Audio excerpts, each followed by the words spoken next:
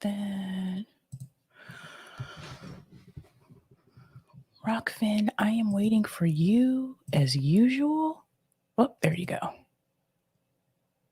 All right, I think we are good to go there. And let's get started.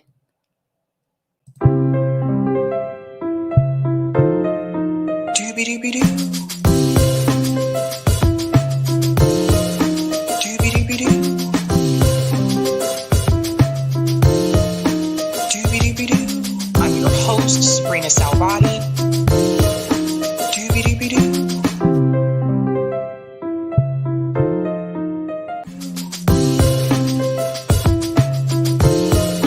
Doobie-doobie-doo.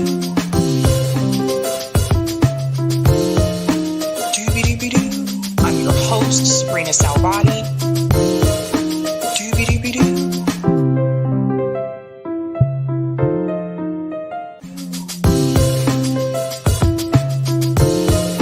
Doobie-doobie-doo. Doobie-doobie-doo. I'm your host, sabrinasalvati. All right. Happy Tuesday, guys. I missed you guys yesterday, but since I went live on Sunday, I decided to take yesterday off. But welcome to Sabs podcast. I'm your host, Sabrina Salvati. If you are new, I want to let you know that Sabs podcast is a part of Revolutionary Blackout Network.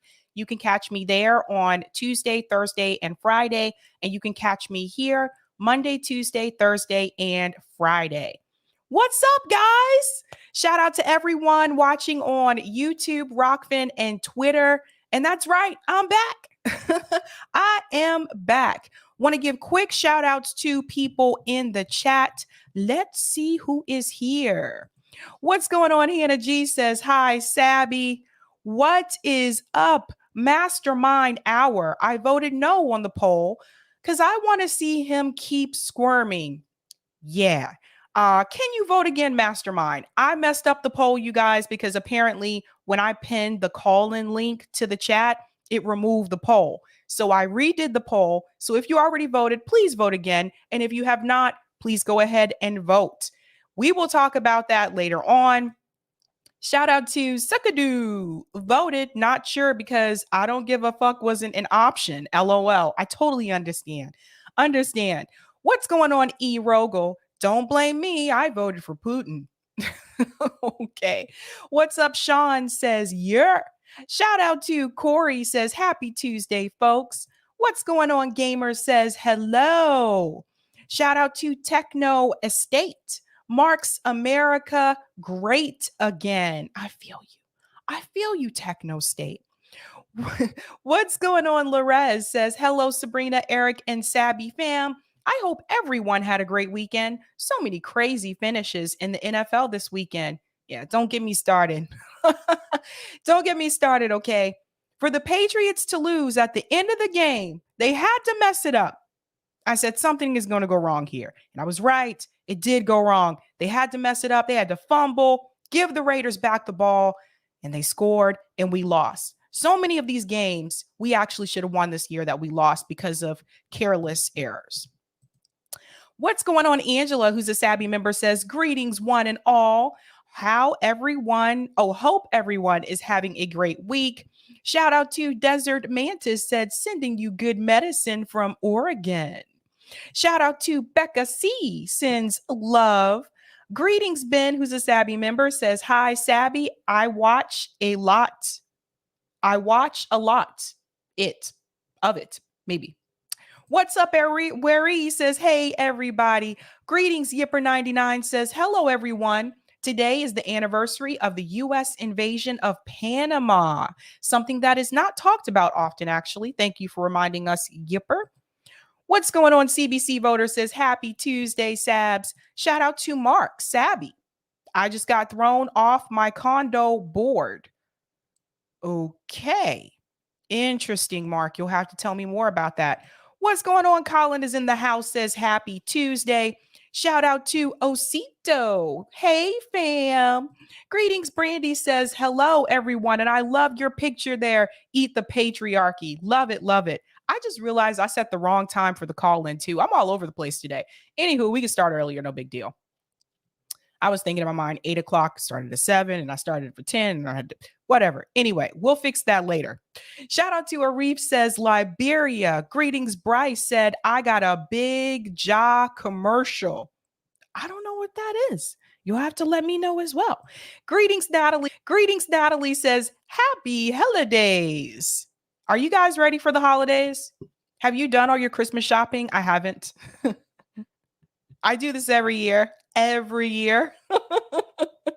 Shout out to Nika M says, hi, Sabby, looking good. Thank you, Nika. I actually got a haircut over the weekend, a much needed one. I wasn't sure about it when I got home. I was like, she took too much off, but here I am. Greetings, Eric says, what's up from San Juan Capistrano? Ooh. Greetings, Monique says, oh dear, gamer for life, wishing you a speedy recovery. Feel better soon, gamer. Something's going around. I don't know. I was feeling a little under the weather myself yesterday. Feeling a little bit better now. Shout out to JB says, hello, all you beautiful people. Greetings, Bling Girl says, snow. Oh, there might be some coming our way as well. What's going on? Anna says, hi, Sabby. Shout out to, I skipped over this again. This thing always moves on me. Shout out to Notori sends fire and love. Greetings, Steve says, hello, Sabby and all. What is going on, Cricket P? Great interview with Tara. Thank you so much. If you haven't had a chance to watch the interview I did with Tara Reid on Sunday, definitely check that out. There was a lot of things said there. Even if you know about her story, definitely check out that interview. What's going on? Pitchforks are coming says, hey, peoples. Hey, peoples. I love it. I love it. And shout out to Eric Red, who says, big hellos to all. And Eric is also a Sabby member. I see we got Indiana in the house. Says, greetings from Fort Wayne, Indiana. Wow. Yes, Roger, there will be a call in today, tonight. I hope you guys are ready for that. I have to pin it later because it's the whole poll thing. But go ahead and take that poll, guys.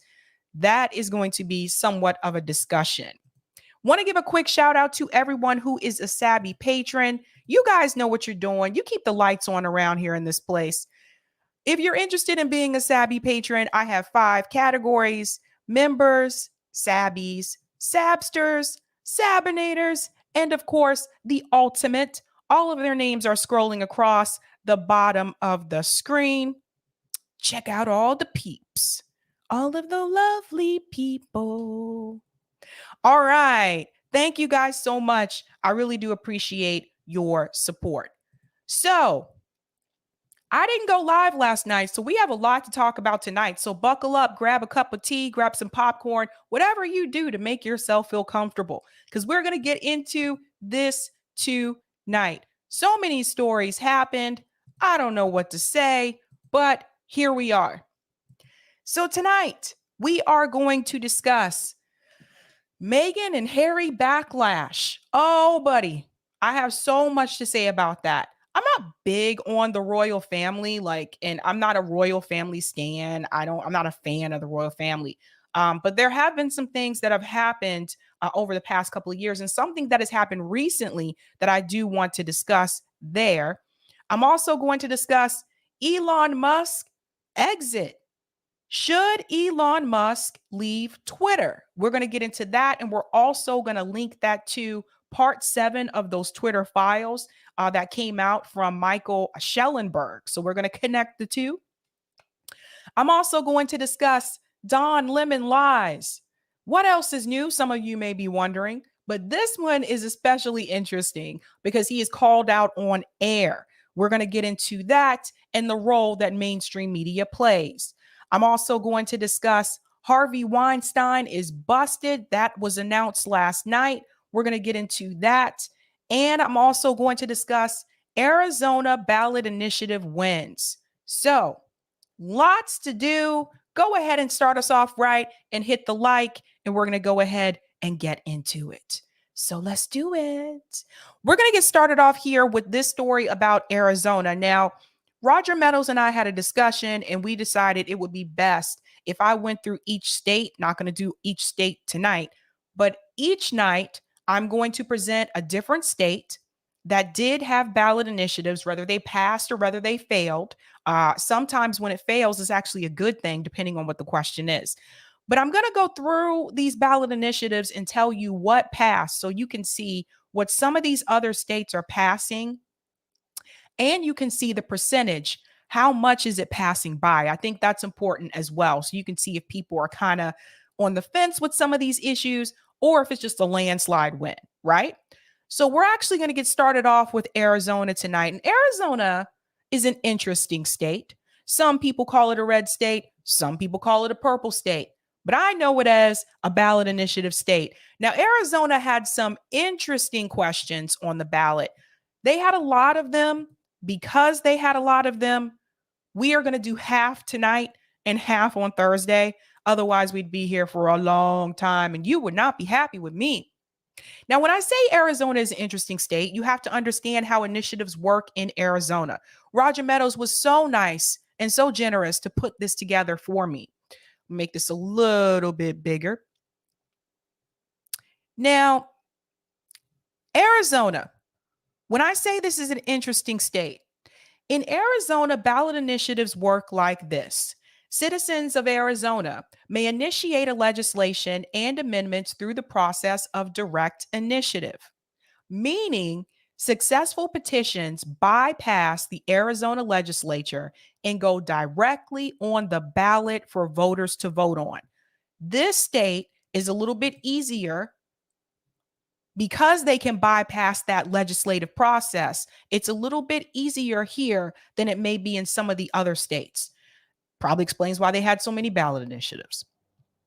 Citizens of Arizona may initiate legislation as either a state statute to pass Arizona laws or a constitutional amendment to add to the Arizona Constitution. Citizens also have the power to repeal legislation via veto referendum.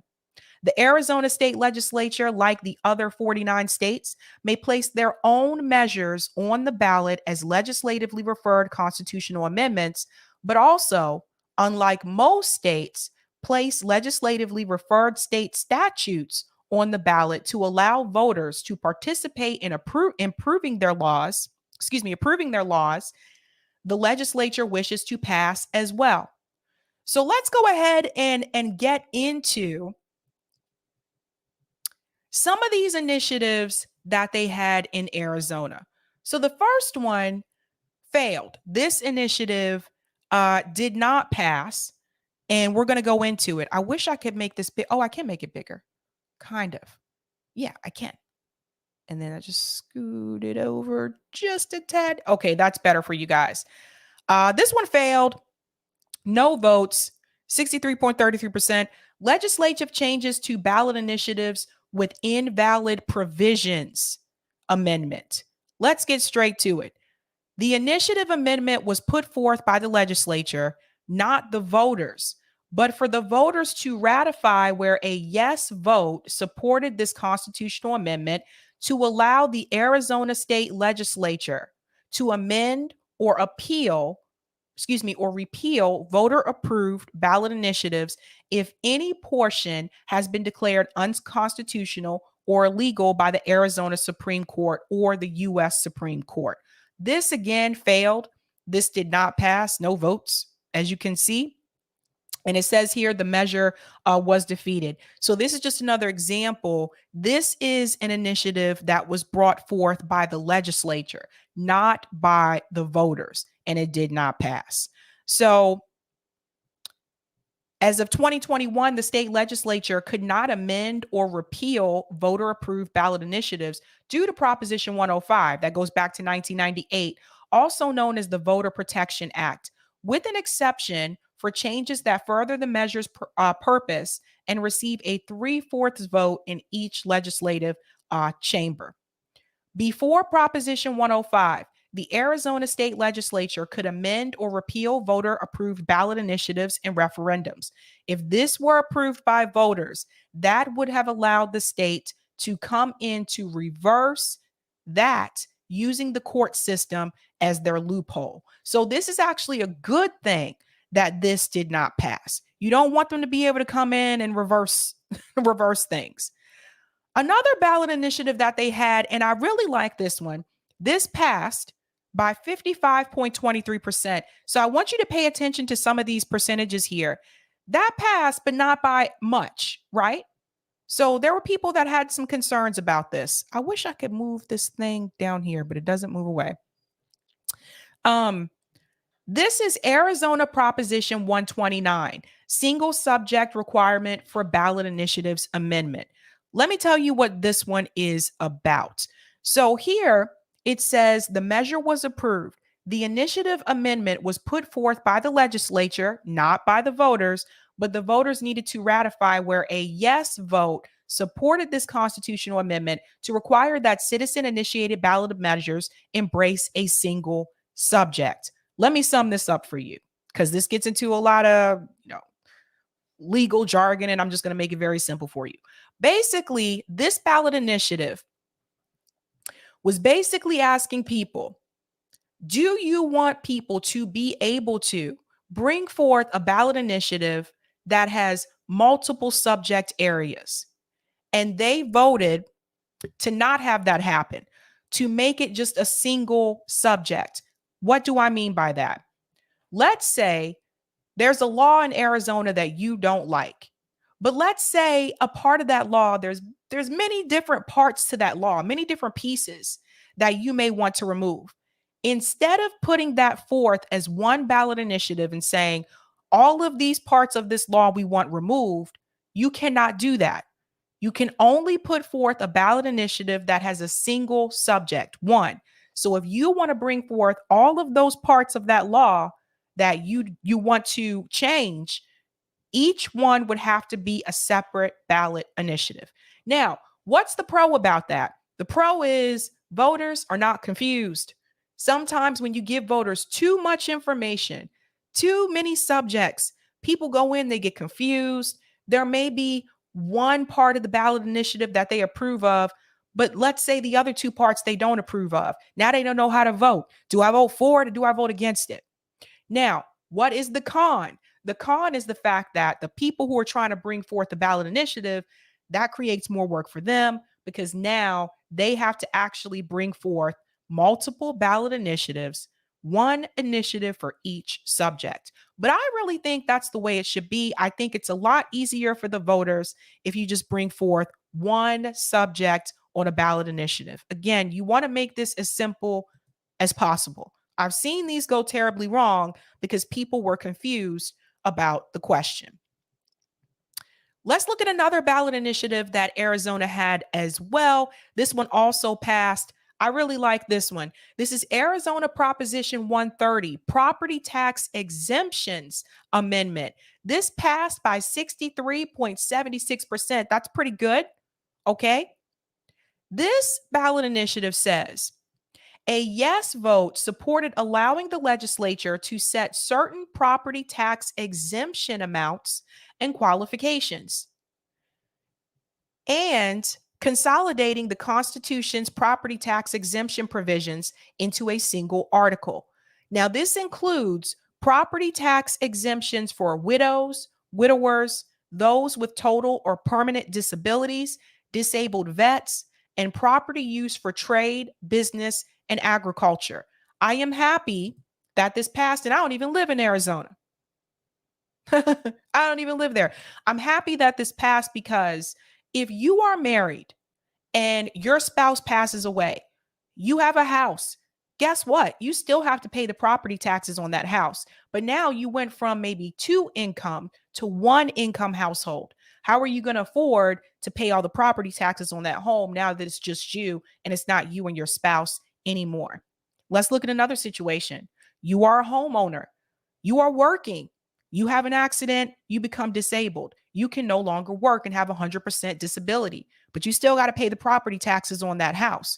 How are you going to afford that when disability checks are low anyway, right? It's going to be less than what you were making when you were an employee. So this is going to put in exemptions for people like that. People who get in those situations and they're like, I can't afford to pay the property taxes on my house anymore. This is especially important to those who have paid their mortgage off. Their house is completely paid off, but they still have to pay the property taxes. So something like this can come in and really help people. So shout out to Arizona for passing that. Sean said, yo, this is amazing. I agree. This is awesome. This is awesome. All right, let's go to another one. This one also passed. Arizona Proposition 131, create office of the Lieutenant Governor Amendment. This one passed by 55.16%. This is another one that is particularly close. A yes vote supported this constitutional amendment to create the position of Lieutenant Governor, who would be elected on a joint ticket with the governor and would succeed the governor in case of vacancy. You know what this means, right? This means you really need to like the person that you vote for lieutenant governor. I'm just saying, because if something happened to the governor, the lieutenant governor would now take their place. So if you're in Arizona, pay attention to that. This did pass. Again, this passed by 55.16%. So people would seem to be a little torn on this one and kind of like, I don't know. But previously, the Secretary of State would be the one who would succeed the governor's office if something happened. So now that will go to the lieutenant governor instead. This one was very close.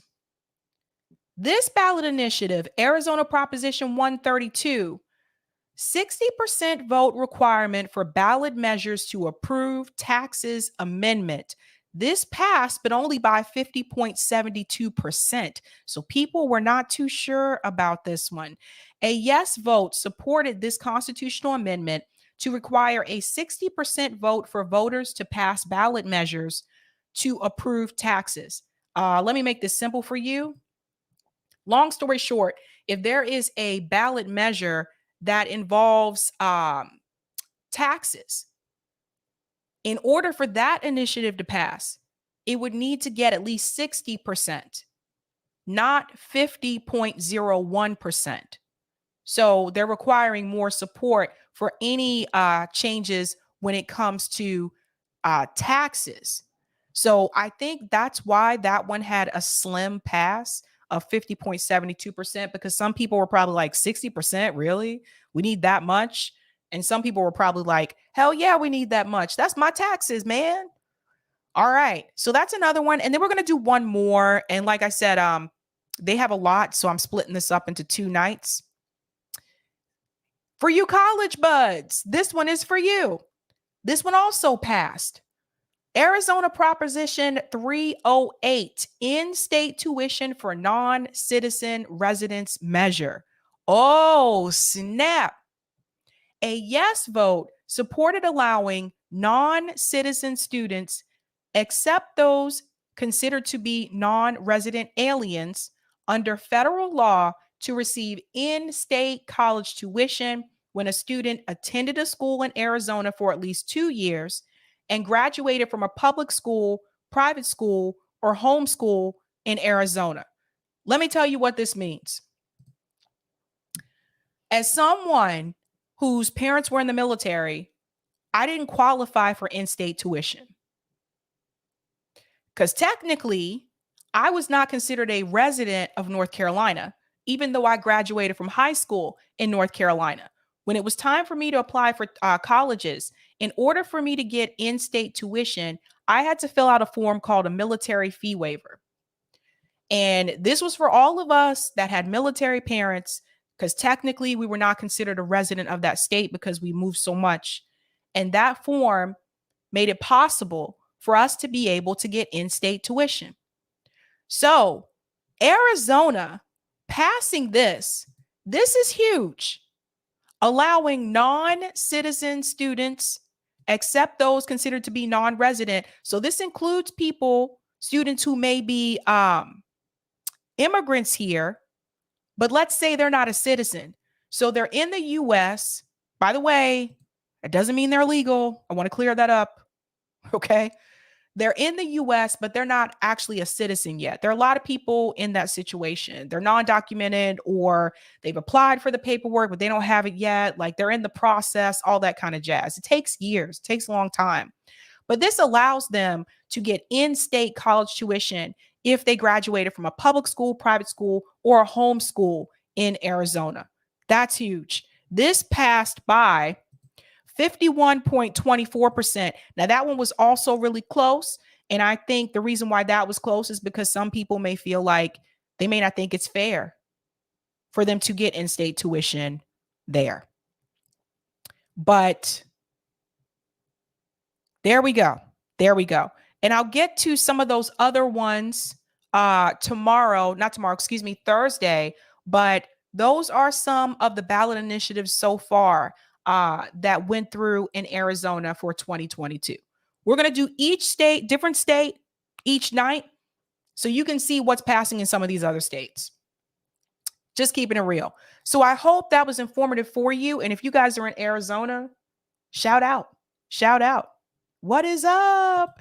Roger says, spending my B-Day with you and the fam. Oh, thanks, Roger. Thanks so much. That is so sweet. So sweet. All right. Jeremy, Jamin, I think you said something about, is there software? Oh, and happy birthday to you, Roger. I just read that. Spending my birthday with you and the fam. Happy birthday to Roger Meadows, you guys. Whoop, whoop. Jamin, you asked a question about, is there a software? If you find that one, oh, here it goes. Is there a software to help write these? I'm not sure. Roger Meadows actually documented all of this. He put this on, I think this is Dropbox. Yeah, Dropbox. But that's a good question. Good question. Maybe we can figure something out later on down the road so that everyone can have access to this info. Steve says, Sabby, some of our ballot initiatives here are rigged. Yes means no, and no means yes. The way they word them to confuse people. Yeah, that's another problem. That's what I was saying. We ran into that same problem in 2020 when we were voting on ranked choice voting. Like, people were confused. Most people I talked to voted no because they was like, I don't even understand the question, or they didn't vote for it at all. Sometimes that's on purpose, by the way. Sometimes that's done on purpose. So, yeah. Anywho, let's go to some of the comments here before I go to the next story here about Harvey Weinstein. Old man Barker, wish I was in Arizona. It's negative 35 Celsius. Where are you? Where are you? Are you in Alaska? Where are you at, old man Barker? Where are you at? Stephanie says, great idea to cover ballot initiative, Sabby. Thank you so much. That's right, guys. If you're in a BI state, tune in here every night. I'm live. We're going through each state one by one. I didn't feel like I really gave you guys enough information when we talked about them right before the midterm. So Roger was like, we need to go through every state. So yeah. Robert said Sabby was the kid that begged for more homework. LOL. I was such a nerd. Hey, Robert. I was the only kid until I was 13. So I did love homework. I loved school. Let's go ahead with that comment on Rockfin. All right. Thanks for the tip on Rockfin, Roger. Notice the single subject initiated by the government applies to CBIs, but didn't apply it to the legislature. Time for a CBI to make Arizona government adhere to the same standard. The tax proposal of 60% can bow fuel the push for an Arizona public bank. That would be another good one too. I think every state needs to have a public bank, man. Public bank. You know, someone reached out to me too from North Dakota recently, and they said, yep, this is how we've been able to pass things in the state. Public banks. Okay. Roger, you're getting a lot of happy birthdays in the chat. Let's get to this next story here. Harvey Weinstein, like a lot of you guys already know the story. There were women that came out against him, had accusations against him in reference to sexual assault and sexual harassment. Rose McGowan was one of those people. She was very vocal about her story, and she was pretty much blacklisted in Hollywood because of it. I sincerely hope that what you're about to hear gives some type of justice for those women, all of those women in Hollywood that Harvey Weinstein has assaulted, has belittled for years. Hopefully, because Harvey Weinstein had another trial in LA. The first one was on the East Coast. This one was here on the West Coast. And those results came in last night. Let's check that out. We've got breaking news here in Los Angeles. A verdict. Oh, we need a volume booster for this. Thanks. In the rape and sexual assault trial of former Hollywood producer Harvey Weinstein. Dana Griffin is following it all. We've got breaking news here in Los Angeles. A verdict in the rape and sexual assault trial of former Hollywood producer Harvey Weinstein. Dana Griffin is following it all. Dana, what are you hearing? Lester, the 70-year-old former Hollywood movie mogul, has now been convicted of rape on both coasts. A jury in Los Angeles returning guilty verdicts on 3 counts, including forcible rape. The announcement came after 10 days of deliberations and a nearly 2-month-long trial. Now, the jury was hung on 3 counts and found Weinstein not guilty on a 4th. Weinstein is already serving a 23-year prison sentence for a rape conviction in New York. Weinstein pleaded not guilty in both trials and denies all allegations of non-consensual sex. Court here in LA resumes tomorrow to consider aggravating factors. Depending on the jury's decision, Weinstein faces up to 24 years in prison. Okay. So you heard that. Now I want you to remember, because I have an article here I want to talk about as well. I want you to remember who Harvey Weinstein was. This is someone who was very powerful in Hollywood, who was friends with people like Oprah Winfrey.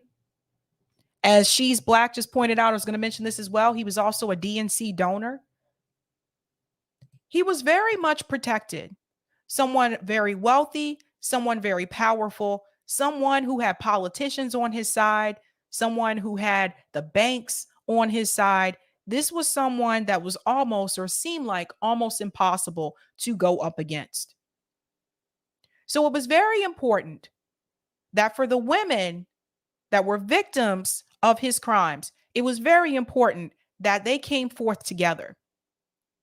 Because it's one thing if you have one person, but it's a whole nother thing if you have multiple women come forth and speak about these allegations as well. Whole other thing. Now, I want to get into this. Now, this is from AP. It says Harvey Weinstein found guilty in LA trial. Let's go ahead and get into this. After a month-long trial and 9 days of deliberations, LA jurors on Monday found Harvey Weinstein guilty of rape and sexual assault of just one of the 4 accusers he was charged with abusing. So remember, there were multiple women, but the 3 guilty counts involving an Italian, I got to make this a little bit smaller, involving an Italian actor and model known at the trial as Jane Doe, still struck a major blow against the disgraced movie mogul and provided another #MeToo moment of the reckoning 5 years after he became a magnet for the movement.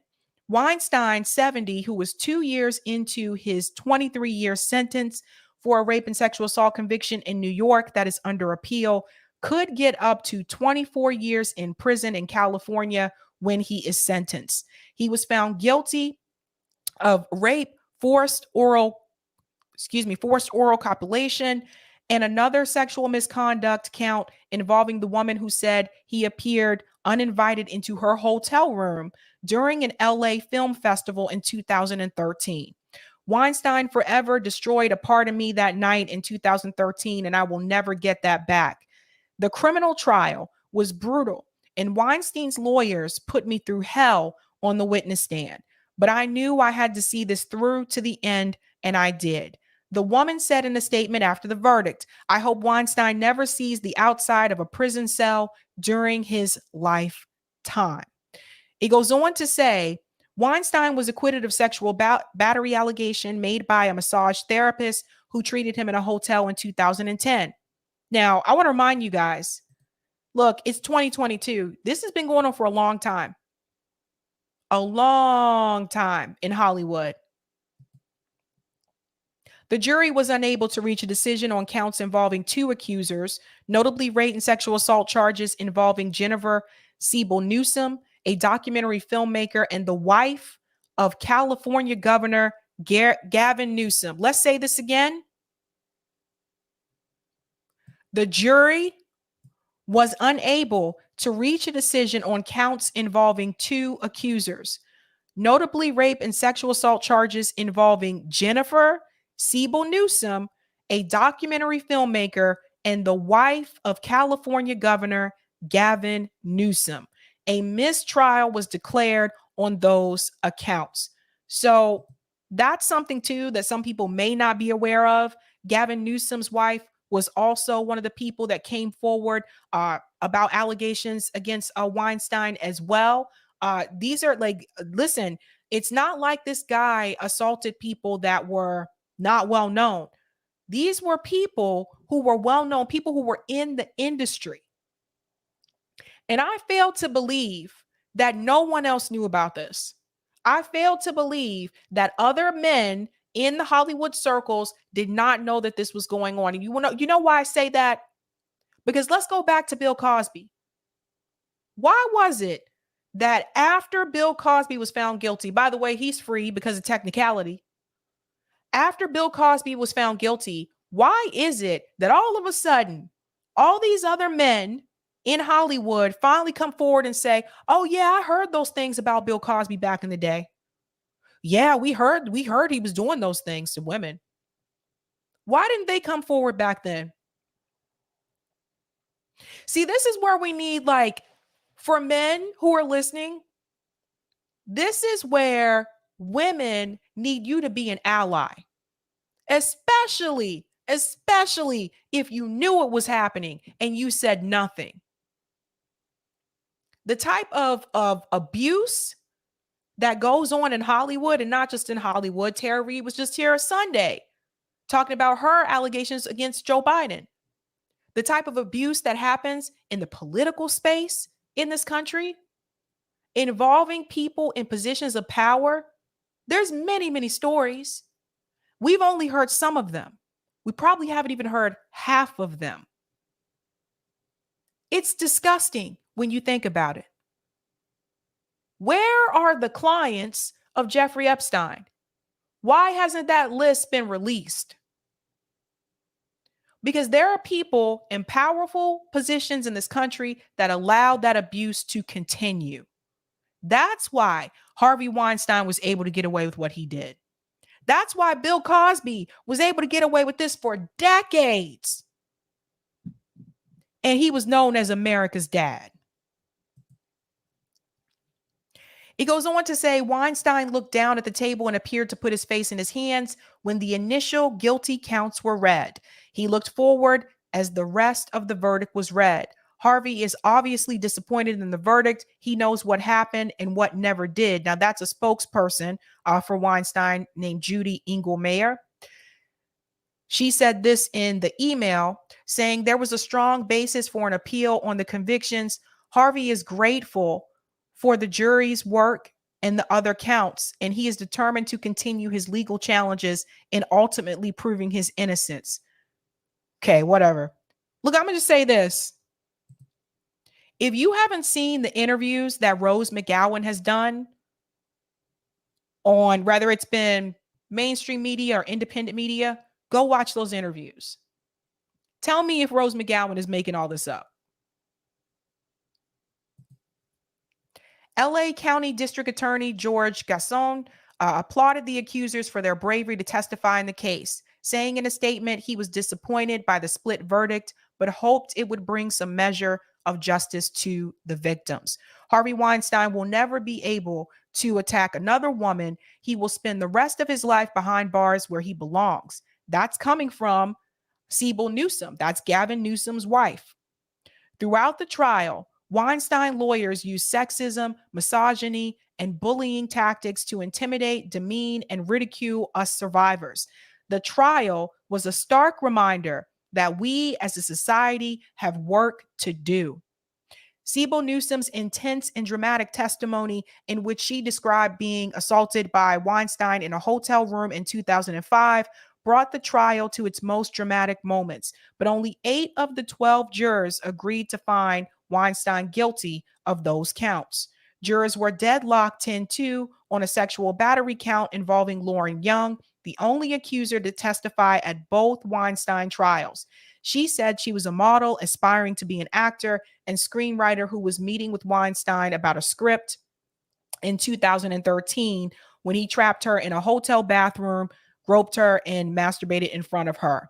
Lacking any forensic evidence or eyewitness accounts of years-old allegations, the case hinged heavily on the stories and credibility of the 4 women at the center of the charges. The women's stories echoed the allegations of dozens of others who have emerged since Weinstein became a Me Too lightning rod, starting with stories in the New York Times in 2017. The movie about that reporting, She Said, was released during the trial, and jurors were repeatedly warned not to see it. It was the defense that made #MeToo an issue during the trial, however, emphasizing that none of the 4 women went to the authorities until after the movement made Weinstein a target. So let's say something here. None of the 4 women went to the authorities. I wonder why. If you listen to Tara Reid's story, here's someone that did. Here's someone that tried to do the right thing. And there's several women in that position that did go to the authorities, that did report it. What about the woman that reported Dan Price? Oh, yes, Dan Price that everybody loves. The entrepreneur who decided to give his employees $70,000 pay salary. The guy that everybody loves. Everybody loves Dan Price. A woman that he is accused of assaulting. I have to be careful what I say on here. She came forward to the police right after the incident. She was told by the police there was nothing they could do because of who he was. That's why women are less likely to come forward, especially if it's a person in a position of power, especially if it's someone like that, or they're less likely to be believed. You want to talk about forensics? You know how many rape kits are sitting in police stations across the country that have not even been tested? This is a joke. And part of the problem is because when it comes to law enforcement, oftentimes they don't see sexual assault as a violent crime. That's part of the reason why they don't act on it. And the other part of the reason is because sometimes it's a person in a position of power. So the fact that those women didn't come forward until he was a target, that's probably because they felt more comfortable doing so at that point in time. Look at what happened to Tara Reid after she came forward with her story. They ruined her career. You can't trust it. You can't trust it. Thank you for the super chat, Andrew. Some people I know for a fact have been sexually assaulted have specifically told me not to make it public, even among the people in our families and circles. I don't know what to do, but want to stop the offenders. It's a tough position to be in, Andrew, because at one point you want to prevent them from doing that to someone else. At the same time, you want to respect the victim's privacy, right? What they're asking for. It's a tough space to be, tough position. And it's not even just with the women. Men have been assaulted in Hollywood. Brendan Fraser was assaulted, and they ruined Brendan Fraser's career after he came forward about it. Terry Crews, same thing, came forward about it. Don't hear much from Terry Crews anymore. But don't forget about the 2 boys who at the height of their career, Corey Feldman and Corey Haim, both of them came forward. It was Corey Feldman who came forward first and said, listen, there are people in Hollywood who are abusing children. And he said that he was abused. And he said that Corey Haim was abused. People didn't want to believe Corey Feldman. They were like, oh, he's just trying to get attention. He's trying to be relevant again. They didn't believe him. Here we are years later. Do they believe Corey Feldman now? This is the problem. People come forward and they're treated like they're the enemy instead of going after the person who assaulted them. Gamer for Life says Corey was the first to speak out. That's right. It's not just women. This is happening to men too. Off-rail Russiagators, that Corey interview is intense. Yeah. That's right, LP. They'll have everyone thinking you're nuts. That's right. Listen, there's some predators in Hollywood. There's some presidents. Well, there's some predators in Hollywood. There's some predators in politics. There's predators in every powerful position in this country. If you're in a position of power, not everyone in a position of power is one. But if you look into different industries where there are these positions of power, don't be surprised if you find one in every industry. Don't be surprised because they know people are not going to come after them. And it's not just Hollywood. You also have to think about the military. Someone just mentioned military in the chat. I saw a documentary not too long ago where there were women who were soldiers in the military and they were sexually assaulted by other soldiers in their unit. They came forward and they were the ones, they came forward and they were the ones that were attacked. They were the ones that were told, you need to not talk about this. The soldiers were not investigated. The ones who attacked them. This is right in the United States military. Still happens today. Still happens today. So I'm glad that he's found guilty. Yes. Should he be found guilty on all of those cases? Absolutely. But it's disgusting. It's disgusting. Why did you have to have a whole movement for this man to be put away? Terrible. Terrible.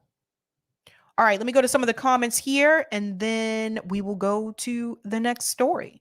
Sword of Truth says, I have a friend that was an actress and she quit. She said everyone knew what the score was. My friend was not willing to do the deed. A lot of times for these women to get these roles, you're not seeing all of them. They are asked to do some things sexually that they may not agree with or want to do, or they're forced to do things. Deneen Grant, not hearing much about this on lamestream media. They don't want to talk too much about this. That's for sure. Angela says he had every reason to believe he was untouchable by the law because for so long he was untouchable. That's right. JB says if Ricky Gervais knew about it, then all the other men knew. There you go. Thank you for the super chat, Steve. They all used to kiss Harvey's ass at the Oscars. That's right. I wonder how Oprah feels. Because Oprah's interviewed so many people and Oprah knew him like that.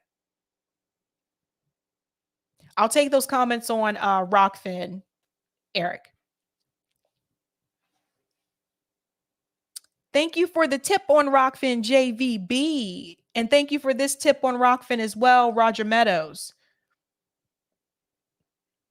3 reasons why the men probably don't speak up. 1, they were getting something from the powerful person as well. 2, fear because they have a cult following and anyone who speaks out against them could possibly find themselves in a box. Or 2, they're guilty as well. Whether we are talking R. Kelly, Africa Bambaataa, yes, that was with underage boys. Wrong. Nothing less. And when MX spoke out against Elijah M, it's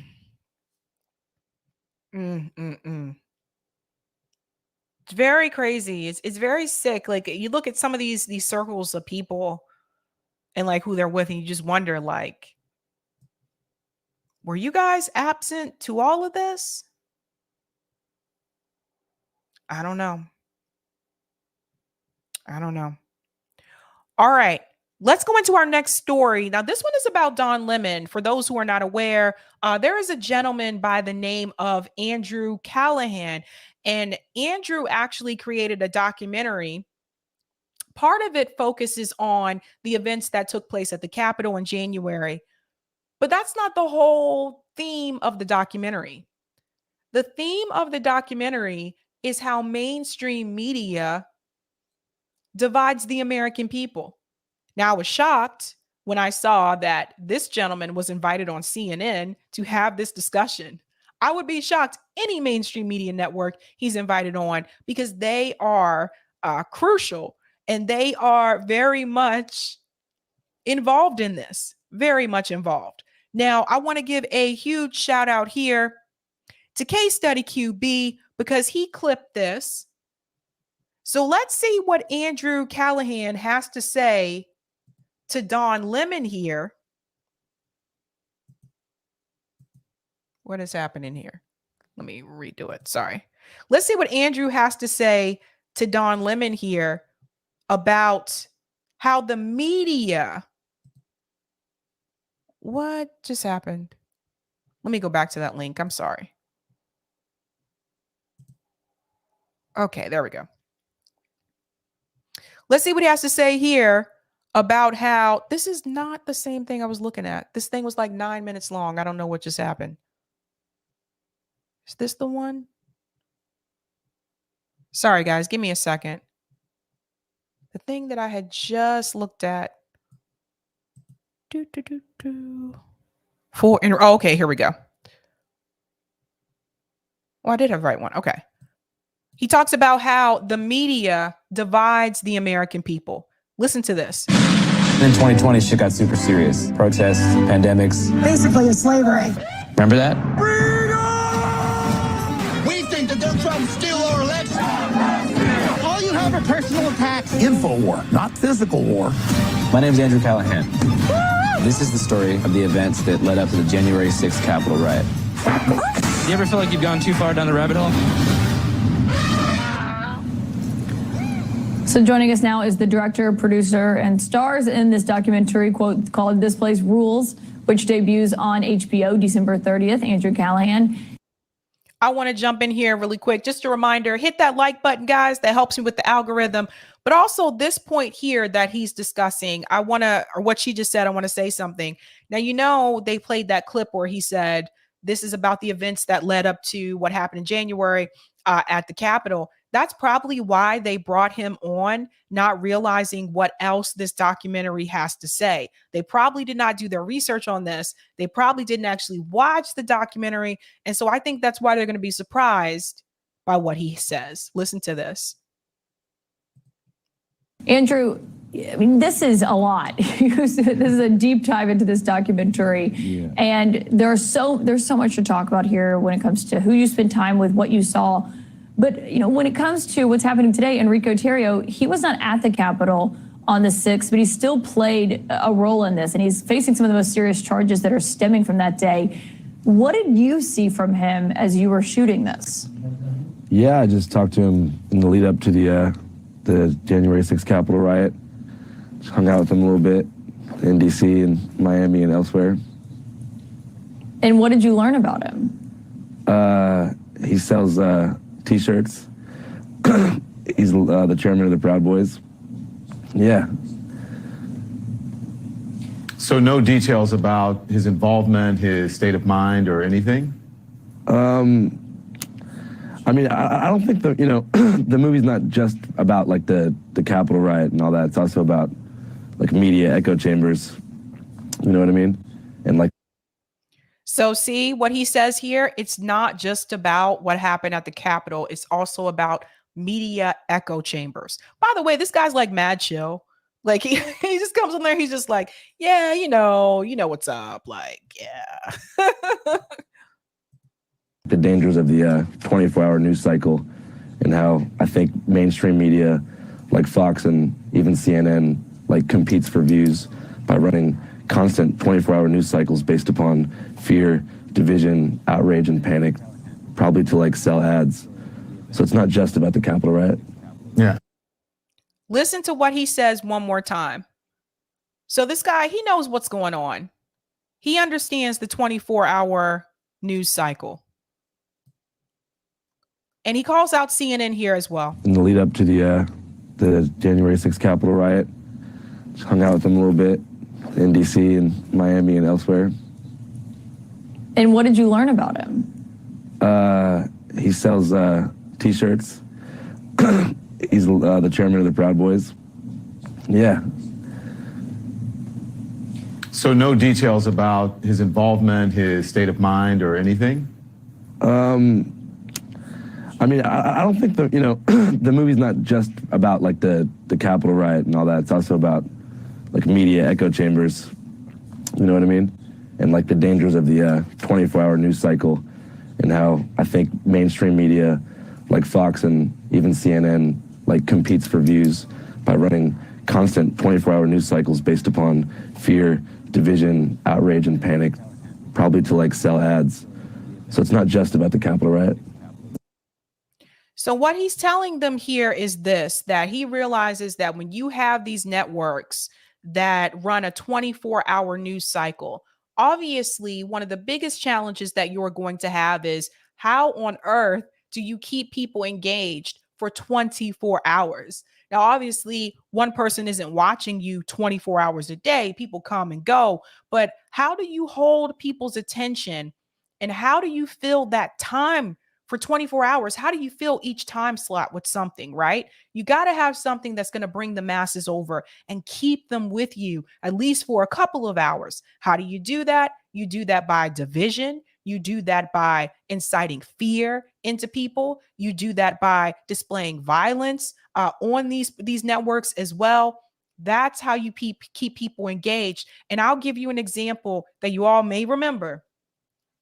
If you remember, during the Boston Marathon bombing, so I'm here in Massachusetts, and I remember that very well. I was living in Cambridge at the time that it happened. I remember where I was. I remember where I was the day before it happened because I was at the finish line. Me and my friends went down there and took pictures at the finish line the day before.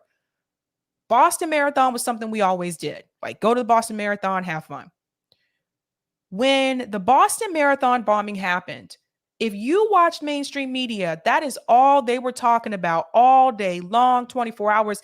And they would bring in a different host, but they would still show the same video clips and the same correspondence saying the same thing over and over and over for 24 hours. So that's one of these events where inciting fear in people, right? There's a violent event that happened, and we're going to incite fear in people. When the suspects of the Boston Marathon bombing, by the way, they live down the corner and around the street from me. Down the street and around the corner from me, by the way. Did not know that at the time, but that was announced. That was revealed later on when they were looking for them. When that part happened and the city was shut down, they shut us down in Cambridge, Boston, Somerville, Watertown. Like, they were looking for them. So they didn't want anyone out on the streets. So they locked everything down. Literally, if you opened up your door, like, you just saw armed SWAT teams. Like, it was the weirdest shit. Like, it felt like you were in the movie. Anywho, during that time when they were looking for him, if you watched mainstream media, they said the same thing over and over and over for hours and hours and hours. And eventually it got to the point where my husband was like, we got to turn this off. They haven't found them. They're just making us more scared. Like, we have to turn this off. And so we turned it off. And then eventually we went back to it. And then they found him that evening. But they kept us engaged because they kept talking about the fear. Oh, they may be here, they may be there, they may be that. That's one of the ways that you keep people engaged, right? When he talks about the division, and Don Lemon is going to not agree with this, of course, but when he talks about the division, you got to think about that as well. Everybody knows CNN is for liberal media is for the Democratic Party. Everyone knows Fox News is for the Republican Party. But you're going to sit there and tell me that there's no type of division when we talk about these news networks? People know exactly what they're getting when they tune in to watch them. That's how they keep you there. And the ratings are still going down, by the way. Yeah, I'm not exactly sure. First of all, I don't agree with what you're saying, but I'm not exactly sure of how that played into people going into the Capitol and rioting on January 6th. Think about what he just said. So he disagreed. Here goes John Lemon lying to you so he can keep his job, even though he's already been demoted. So he's lying when he says he's not sure that he agrees so he can keep his job. But Don Lemon knows damn well that's exactly what they do. And that's how they keep this 24-hour news cycle. Right. Yeah, I'm not exactly sure. First of all, I don't agree with what you're saying, but I'm not exactly sure of how that played into people going into the Capitol and rioting on January 6th. There's nothing fake about CNN. Oh, not. I'm not. Let me just stop. There's nothing fake about CNN. How many times have you watched CNN and they had to come back and retract stories or retract statements because they didn't tell you the real story or they left pieces out? There's nothing fake about CNN. Don Lemon himself, I reported on this last year.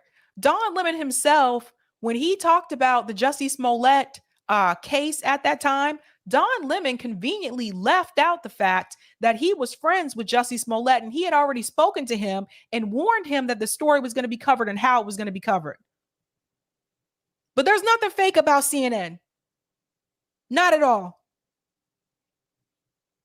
Okay, this Don trying to keep his job. I'm not saying like fake news. I'm just saying ramping people up and increasing division during that period of time. Just watching people kind of fall down the rabbit hole and be pushed into action and like just, falling down the conspiracy rabbit hole. Yeah, I think more people would consider, what's happening online and what happened with the former president and the messaging that he was putting out there and QAnon and so forth. I definitely agree 100% with that as well. Yeah. But they do ramp people up.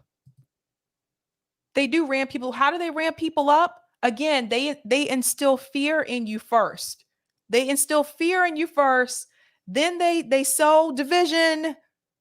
And that's how they ramp people up. Now, I'm not trying to say it's their fault that this event that happened in January happened, but they didn't help it. They didn't help the matter. None of them. CNN, MSNBC, Fox News, none of them. All they do every day, if you watch them, and shout out to Case, because I still don't know how you do this, Case. Shout out to Case Study QB for clipping these, because I can't watch this stuff all day. I can't. Like, it drives me crazy. Like, but this is what they do. They try so hard to make you afraid. Then they get you amped up because you're scared. You're scared you're going to react in some way, shape, or form. And you'll keep watching them because they're going to be your guide. And that gives them ratings. Hot mess. So listen, there are literally so many jaw-dropping moments in your documentary, including a weightlifting scene with conspiracy theorist Alex Jones. Yeah, for sure. He can bench press a lot, actually. Why would you put that in? Why'd you spend so much time with him, and why is he such a big part of this film? Well, I mean, I just think that like whenever we were filming for the documentary, there was just certain moments that were super surreal that just kind of happened, and I felt like we had to kind of leave the footage in. So the Alex Jones weightlifting, whiskey drinking scene would also be one of those moments that I couldn't like leave out of the movie, for sure. One thing that also stood out was what you heard from people when it comes to like conspiracy theories. I mean, there were parts where like children were shouting conspiracy theories. And I wondered, as you talked to these people, if you got the sense that they actually believed what they were saying or what your takeaway was. Yeah, definitely. I think a lot of people, believe what they're saying. I just think that like, the echo chambers in the media, especially more fringe media that a lot of these people are consuming, is pretty all-encompassing, and especially the mythology of QAnon, like, consumed a lot of people's lives during this period of time, and it kind of, like, just became everything they wanted to fight for up until the... Notice he said echo chambers. This is why I think it's important that you watch both sides. Now, I know people that are Republican, they watch Fox News, but they also will watch CNN and like, oh, let me see what they're saying on CNN. I know people that are Republican that watch left independent media. They're all just not sitting at home watching Ben Shapiro, believe it or not. And I know Democrats who watch Tucker Carlson. If you got like 5 million viewers, it's not just Republicans watching him. So this is the thing, like when I tell people we have to get outside of our echo chambers, this is one of the reasons why we talk about this a lot on RBN. You really do have to listen to what the other side is saying. That doesn't mean you have to agree with them, but you really have to hear what they're saying so that you can like take that information, absorb it if you may, and then dissect it and say, oh my God, look at how the narrative that they have.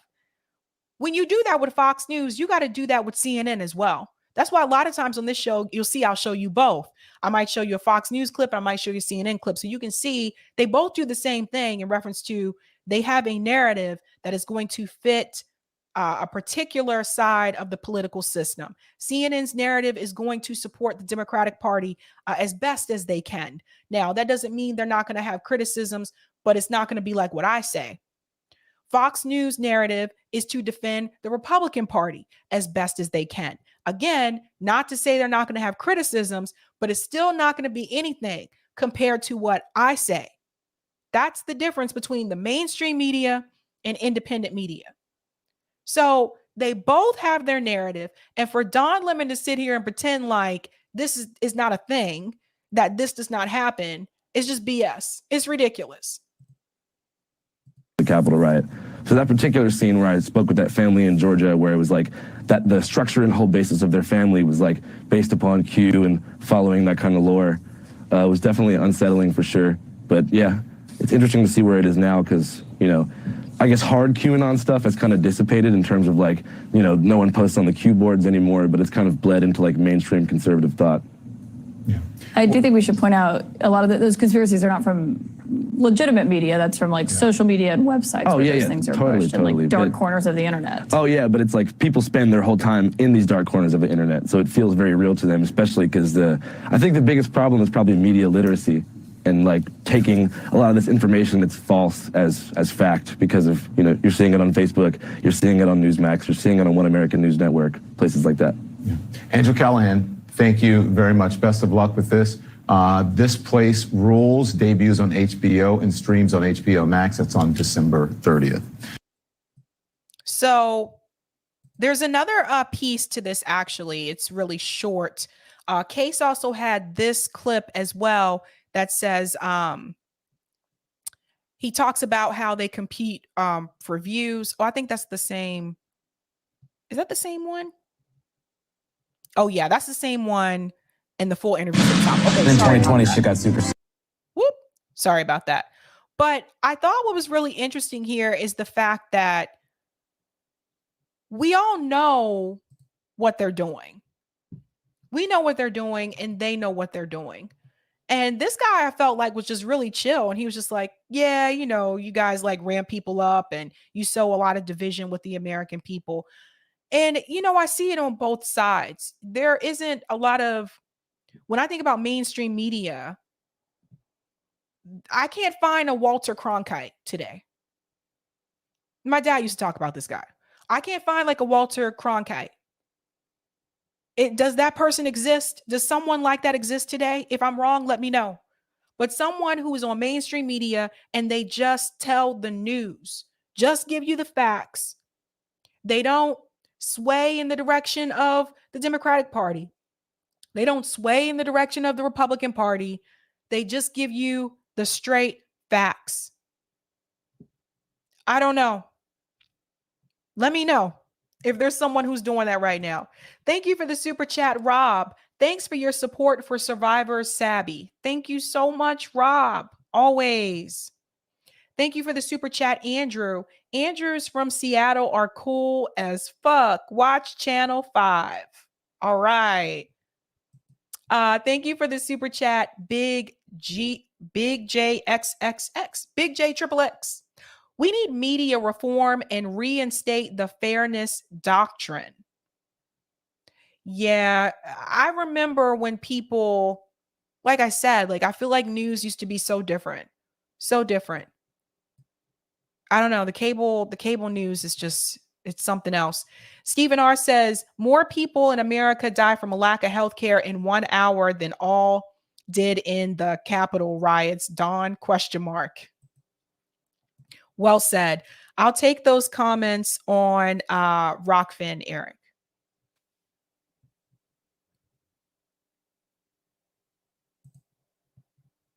Oops. Oh, I lost this. Mark says, Sabby, there used to be a fairness doctrine in Cronkite's time. Good to know. Thank you, Mark.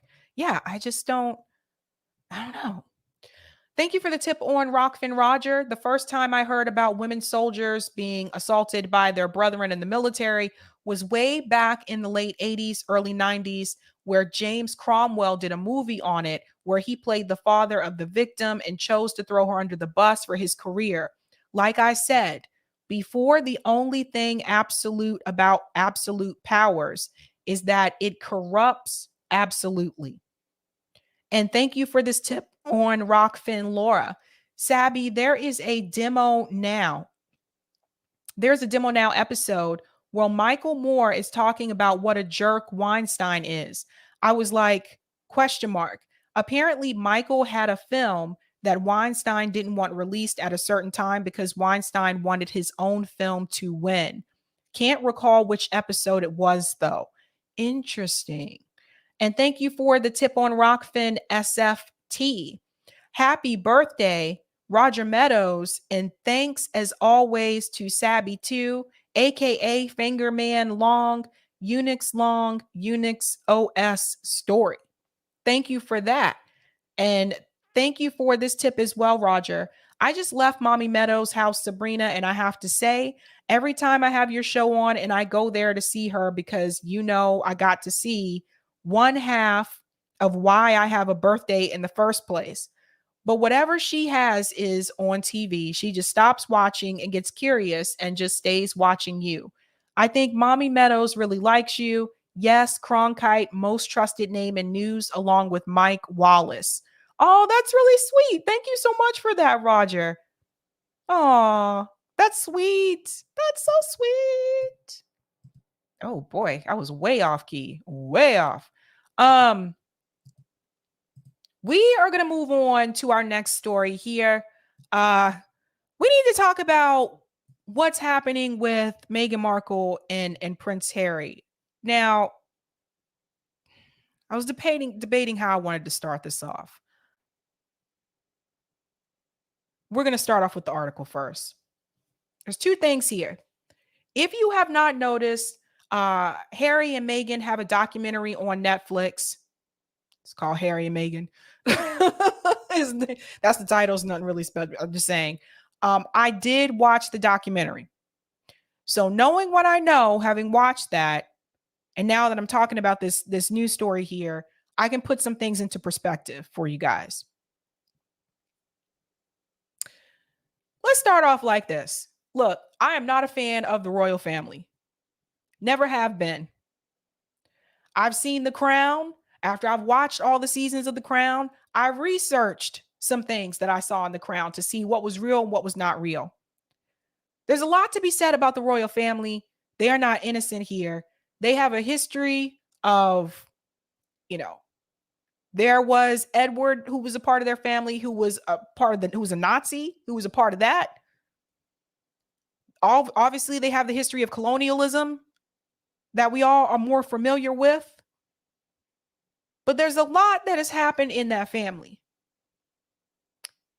So when Prince Harry and Meghan Markle decided that they were going to give up their titles and they were going to move to the United States, I didn't blame them.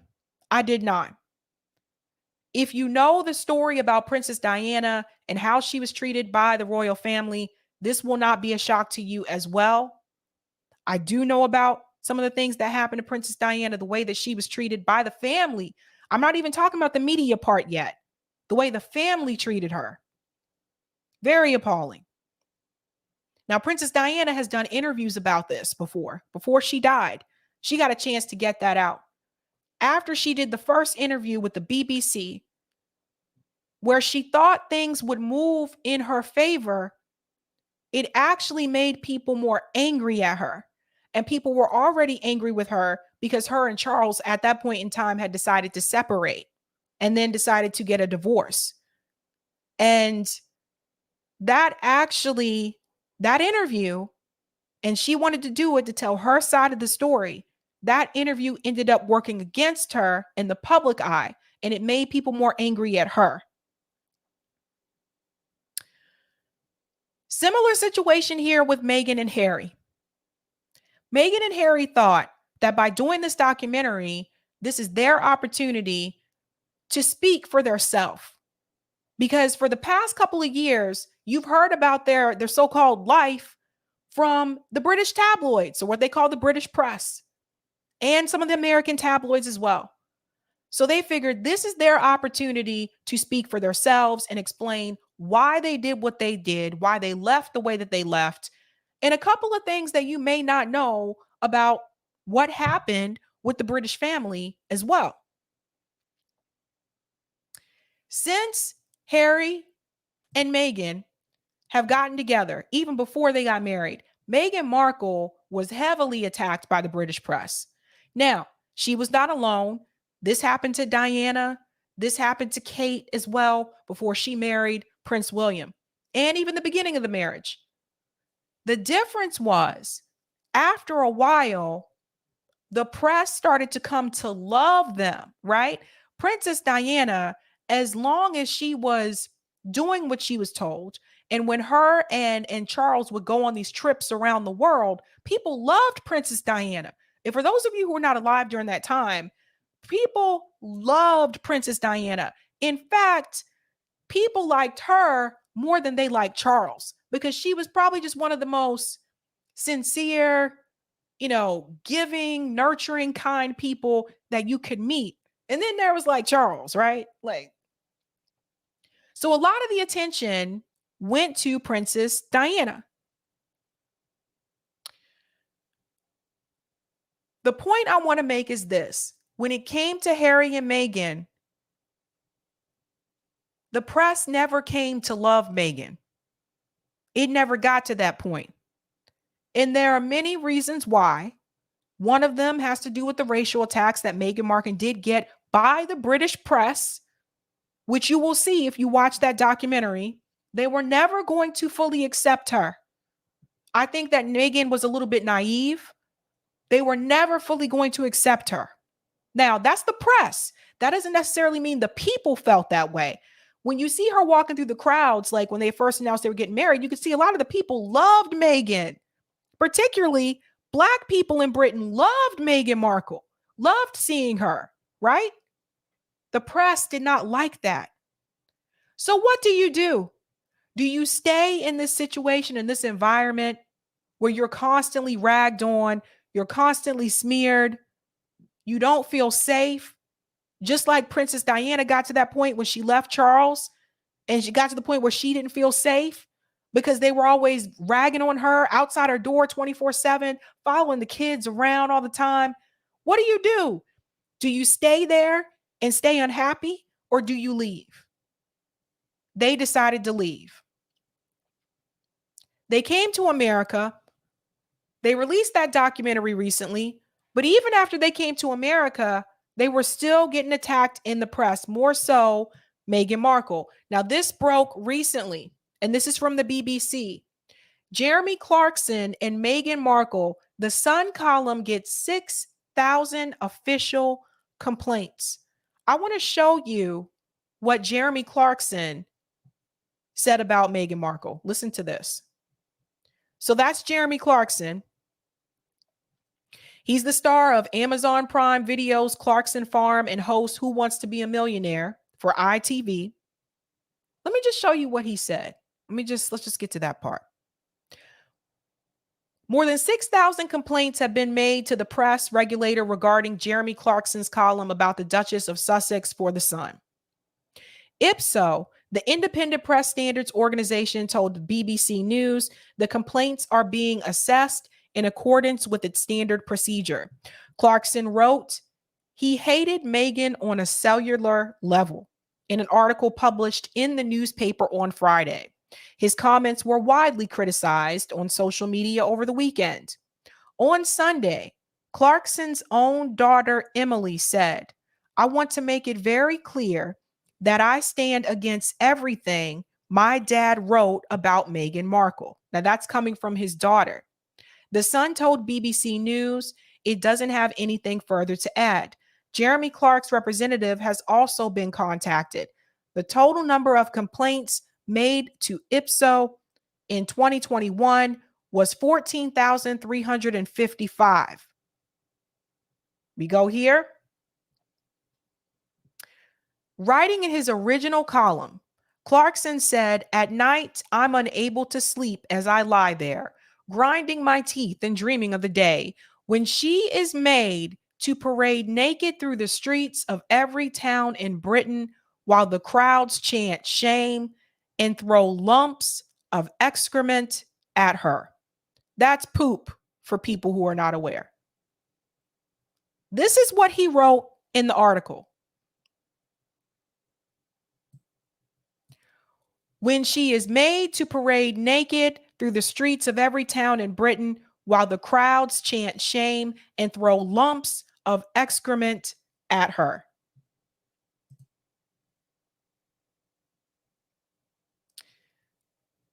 You don't have to like Meghan Markle. You don't have to like Meghan or Harry.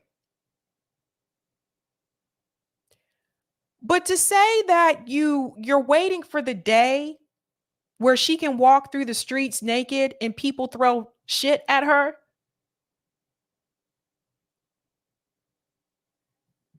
that's a bit much.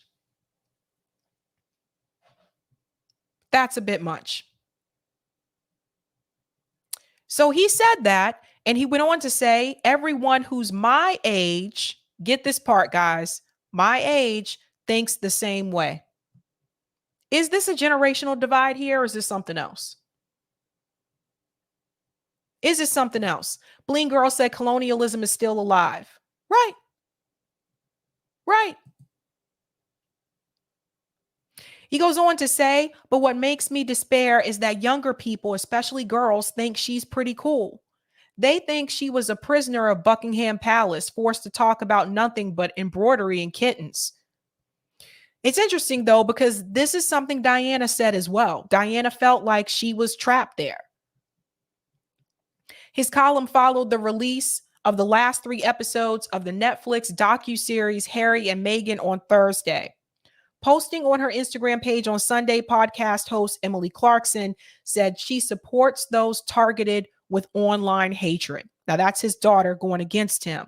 My views are and have always been clear when it comes to misogyny, bullying, and the treatment of women by the media. I want to make it very clear that I stand against everything my dad wrote about Meghan Markle. And here's a picture here. Now, this comes about at a time when Harry and Meghan have released that documentary on Netflix that I was telling you about. CNN talked a little bit about this. I saw the whole documentary. I am going to tell you what I think, but let's get into this clip first, because there's some things that they leave out in this clip. That's why I said, like, 3 more episodes of the Harry and Meghan. Could you do thanks, Eric. If you could just do volume booster on this. I think this one is a little low.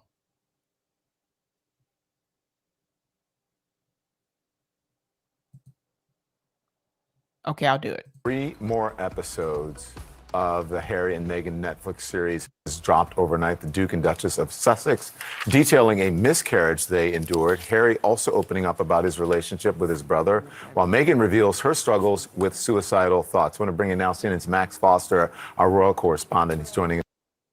Okay, the part he mentioned there, this is some of the parts that got people a little upset. One of the things that Meghan Markle mentioned is that she had suicidal thoughts. So did Princess Diana. In fact, Princess Diana did try to kill herself. And so if you're Harry, if you're seeing that happening, you're like, whoa, I know what my mom went through. I don't want to see this happen again. I don't want to see this happen again. But that was one of the things that was mentioned in the documentary, is that she was having suicidal thoughts. And another thing that did come up in reference to Prince Harry was he accused Prince William of doing something, of purposely sending information to the press, bad information to the press about himself and Meghan, so that they wouldn't have bad information about William. There's this thing apparently with the British press. That's how this works. Like, they get direct access to the royal family because of the fact that the royal family, it's taxpayers who are paying for them, right? So because they're taking taxpayers' money, the agreement is that the press has access to you pretty much at all times. They can follow you wherever you go, like that kind of thing. So if there is a bad story that may be coming out about you, what you can in turn do is deliver up another story to pull the information that may be posted about you. And one of the claims that Harry made is that Prince William, his own brother, did that to him. Let's go on. CNN this morning from London. Thank you, Max. What are the big takeaways, and what do you expect the response from the royal family will be? Well, it really was the extraordinary insight behind the scenes as to why Meghan and Harry decided to leave. Also, a very unusual insight behind palace walls about how things work there. Effectively, Harry and Meghan accusing the rest of the family of becoming jealous of them, then working against them, briefing against them, to the point where Meghan had suicidal thoughts. So a very compelling story, very much from Harry and Meghan's point of view. This is where it culminates, really, a showdown at the Queen's Sandringham estate between Harry, William, Charles and the Queen, where Harry outlines his plan to leave the royal family but still to continue to some extent with the royal role. Who's that? Jake. And they'll be trying to come up with. So I want to comment on this part right here. Originally, their plan was not to just leave and move to the United States, not to give up their titles completely. Originally, the plan was to take a step back, to take like a lower position at that point, and then build themselves back up to that. And apparently, when he initially had that conversation with his brother, it did not go well. And things kind of escalated. And that's how they ended up in that position. Like, no, screw this. We're just all done. And we're just going to go ahead and leave. For those who are not aware. The blueprint for the way forward. I went in with the same proposal that we'd already, made publicly. But once I got there, I was given 5 options. 1 being all in, no change. 5 being all out. Okay. I can't play too much of this because you know how copyright will sneak up on me. But did you hear what he just said? He had already had the discussion about it. When he showed up that day, they said, here are your 2 options. You're either 100% all in or 100% all out. That's how they ended up all out. This is the piece I think a lot of people were not aware of. But if you watch the documentary, you'll hear this stuff. You'll hear this. By the way, if there's anyone watching that's in UK, let me know. Let me see. I can't play too much. Hold on.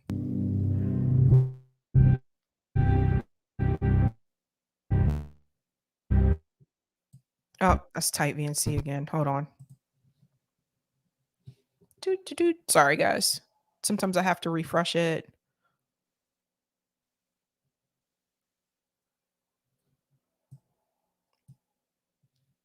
Okay, let's try that again.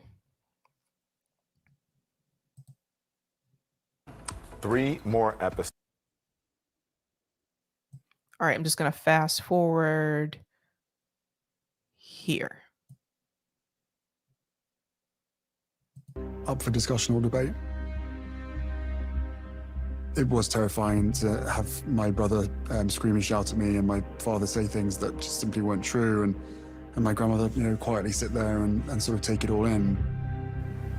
I know I said I expected a palace response. They just said they're not going to be giving a response. Instead, the family is going to continue with a long-planned engagement today, Don.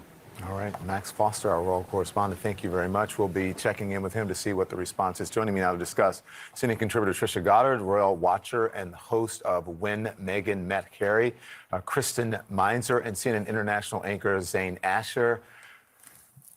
Good morning. Good morning. Trisha, we're talking about this. So what if they, just what if, okay, watching. What if they had just said, okay, we're all in, and stayed, but still said their piece and said, I dare you to kick me out, but I'm going to speak my mind about this family as I work. What would happen? You don't understand Brits. You don't understand British. I don't think they could deal with, you know, Meghan obviously talks about her mental health. I don't think it was an option staying there. And you can't just talk out. If you are all in, you follow the protocol. You've still got, you know, people managing you, what you can and can't say, who you can and can't see, and what have you. So they wouldn't have had that freedom. They wouldn't not be able to have their freedom. They've got the. This was one of the things that was mentioned in the documentary as well, was that I remember one time, there's one episode where Meghan was saying like she wanted to send a picture to her friend, and she was told that like, you can't just do that. You can't just send a picture to your friend via text. So there's a lot of control that happens there because of like the security measure and all that kind of stuff. Like, you are a part of the monarchy. I'll be honest with you. I don't think it's even worth having a monarchy today. Like today, I think about that because like, you don't govern the country. The prime minister does that. What is the point for you guys just to be there and live off of taxpayers' money? I'm gonna keep it real. I don't understand the point of the royal family. I never got this. You guys are there. You're living off of taxpayers' money. Yes, you go around and you'll do philanthropy and you'll go visit all these different countries, but what is the point? Tell me. Somebody in the chat, tell me, what the hell is the point of the British monarchy in this day and age? But I don't live there, but to her point, they could not have done that. You can't just say, I'm going to speak out. It does not work that way. There are certain people you can talk to. There's certain people you can't talk to. And this is another thing that they talk about in the documentary. This is also something that Princess Diana mentioned in her interview with the BBC. She talked about what she was allowed to say, what she wasn't allowed to say, who she could speak to, who she couldn't speak to, those types of things. It's all controlled. So Dawn, you did not do your research, Dawn. Most freedom they're ever going to get in the situation they're in now. Zain, you watched all 3 episodes from 3 a.m. this morning. But good for you, because our viewers... Do you like some of my coffee? Yeah. Our viewers definitely haven't had likely seen them all yet, and this was very emotional for you to watch. It was. Yeah. I mean, I've got to be honest, I actually cried watching this. You know, I just think that after watching this, the prayer should never be, dear God, please let me marry into the British royal family. The prayer should be, dear God, please let me survive marrying into the British royal family. To marry into this family and to survive it psychologically, to survive it emotionally and spiritually, you have to be made of something else. And I just think that Meghan talks about this parasitic relationship that exists between her and the British press. It needs to be addressed. I think we need to have a very mature discussion going on. Yeah, I just want to play it because I want you to talk about it. But there is a soundbite where she talks about being fed to the wolves, and then you can finish talking. I think it sets up what you're talking about. That was something I never really understood growing up. Like, some of my friends would say, oh, they were in love with Prince William. Like, you guys got to understand, back in the day, like, a lot of girls really loved Prince William. And some of my friends would say, like, oh my God, I want to marry Prince William. I want to be a princess. And I remember thinking to myself, like, why? Don't you have more to give to the world than that? When you become a princess, it's not like you get to say, you know, my friends were like, I'm going to be a princess and I want to be a doctor. No, you can't do both of those. The doctor part is going to go away and your full-time role is going to be a princess. Like, I feel like you have more to offer to the world than that, than to sit up in some palace and do what you're told and take barking orders. Like, plus, could you guys imagine? Could you see me that way? Could you guys seriously see me that way? Oh my God, no. No. It was already clear to the media that the palace wasn't going to protect her. Once that happens, the floodgates open. And I realized and that I wasn't just being thrown to the wolves, I was being fed to the wolves. Let me pause there for a second. Another thing that comes up, and I'm not trying to give things away, but this is something you need to know. Another thing that comes up time and time again in the documentary is how little Meghan was prepared to go into this family. And it's not going into like a regular family. You're going into a monarchy. She was not prepared. She didn't know how to do like the curtsy, like the little kneel that you do. She didn't know when she was supposed to do that. She didn't know the expectations that were ahead of her. And to some part of me, watching this documentary, I sat back and I was like, why didn't Harry prepare her for this?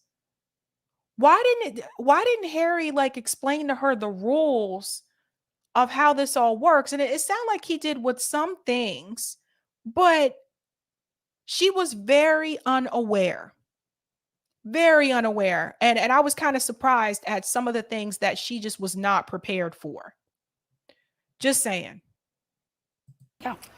You know, it's funny. I was, before watching the documentary, I was having this conversation about it with my husband last night about the British tabloid press. And he sort of said to me, you know, he's American. And he's like, oh, well, you know, isn't it just the same as the New York Post? Oh, God, no. It's not. You know, I think Americans need to understand there is a big difference between the American tabloids and the British tabloids. Mm-hmm. The British tabloids are venomous. They are a particular strain of just, I mean, you know. I do know. It's awful. And the thing about the American tabloids is that, you know, they'll hound you and then the next story will come along and they'll be distracted and they'll turn their attention elsewhere. The British tabloids, they will not stop. They will not stop until they destroy you. But and that is what Meghan Markle has dealt with for the past 5 years. We have to be fair. It's not all of them. It's some of them and to differing degrees. And if you sue them, and if you sue them successfully, if you lay down and take it, and I think that's, Harry says that, yeah, if you lay down and take whatever they have to say about you and suck it up, and that seems to have been the royal family sort of mantra up until now with other wives, because it is when women come in that they get this sort of treatment.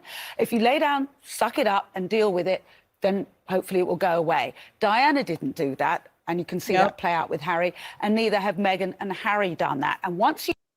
And Diana died. Let's all remember that too. You fight back, once you say, I'm not going to take it anymore, once you sue them, and if you do it successfully, you are done. They are going to hammer you into the floor. Well, and on that note, Kristen, you know, we did just, Buckingham Palace says they're not going to comment on this. They said that previously, they just said it again. We'll see if they comment, you know, not officially on it. One thing that Harry said in this that stuck out to me was he compared it to essentially saying the reason they were especially venomous to her is that she's supposed to be the supporting act if you're marrying into the family, but she ended up getting a lot of the limelight. And when I was going over to the Queen's funeral, I read the Palace Papers book, and it said the same thing about Diana, that they were upset that she wasn't actually a member of the royal family, but she was getting all of the attention. Yes, that's a big no-no. That was a big one. I told you guys, Diana got more attention than Charles did because Diana was just, you know, naturally like this sweet, like, you know, she was charismatic, like people really liked her, right? And same thing with this particular situation. Meghan was getting a lot of attention, and they don't like that. They expect the woman to kind of be the supporting role there. You kind of supposed to like take a step back and let the man get, you know, the attention. But I don't want to play this whole thing because there is something else that I just want to add here from something else that I've noticed in reference to these relationships here. A lot of people in this family did not get the chance to marry the people that they actually wanted to marry. Charles did not want to marry Diana. Charles wanted to marry Camilla from day one. That's who he was in love with. His mom, the Queen, said, you cannot marry her. She's not the right type. She wasn't pure enough, so to speak. Same thing happened with some of the other children. Anne did not get to marry the guy that she was in love with. The mom said, no, he's not the right type. This went on throughout years, like history of it. Queen Elizabeth's sister, Margaret, did not get to marry the man that she was in love with because he was divorced. And that was considered a no-no. So here you have something different when it comes to William and it comes to Harry. Because William, by choosing Kate, that was the first time They married someone who was of a lower class. That was Kate. And then here's Harry marrying someone who, number one, is not British, is American, but is also biracial. Those were Diana's kids. Diana's kids said they're going to marry someone that they're actually in love with. They're not going down that road. So there was all those things that happened, like telling Charles who he can and can't marry and making him stay married to Diana when he was not in love with her.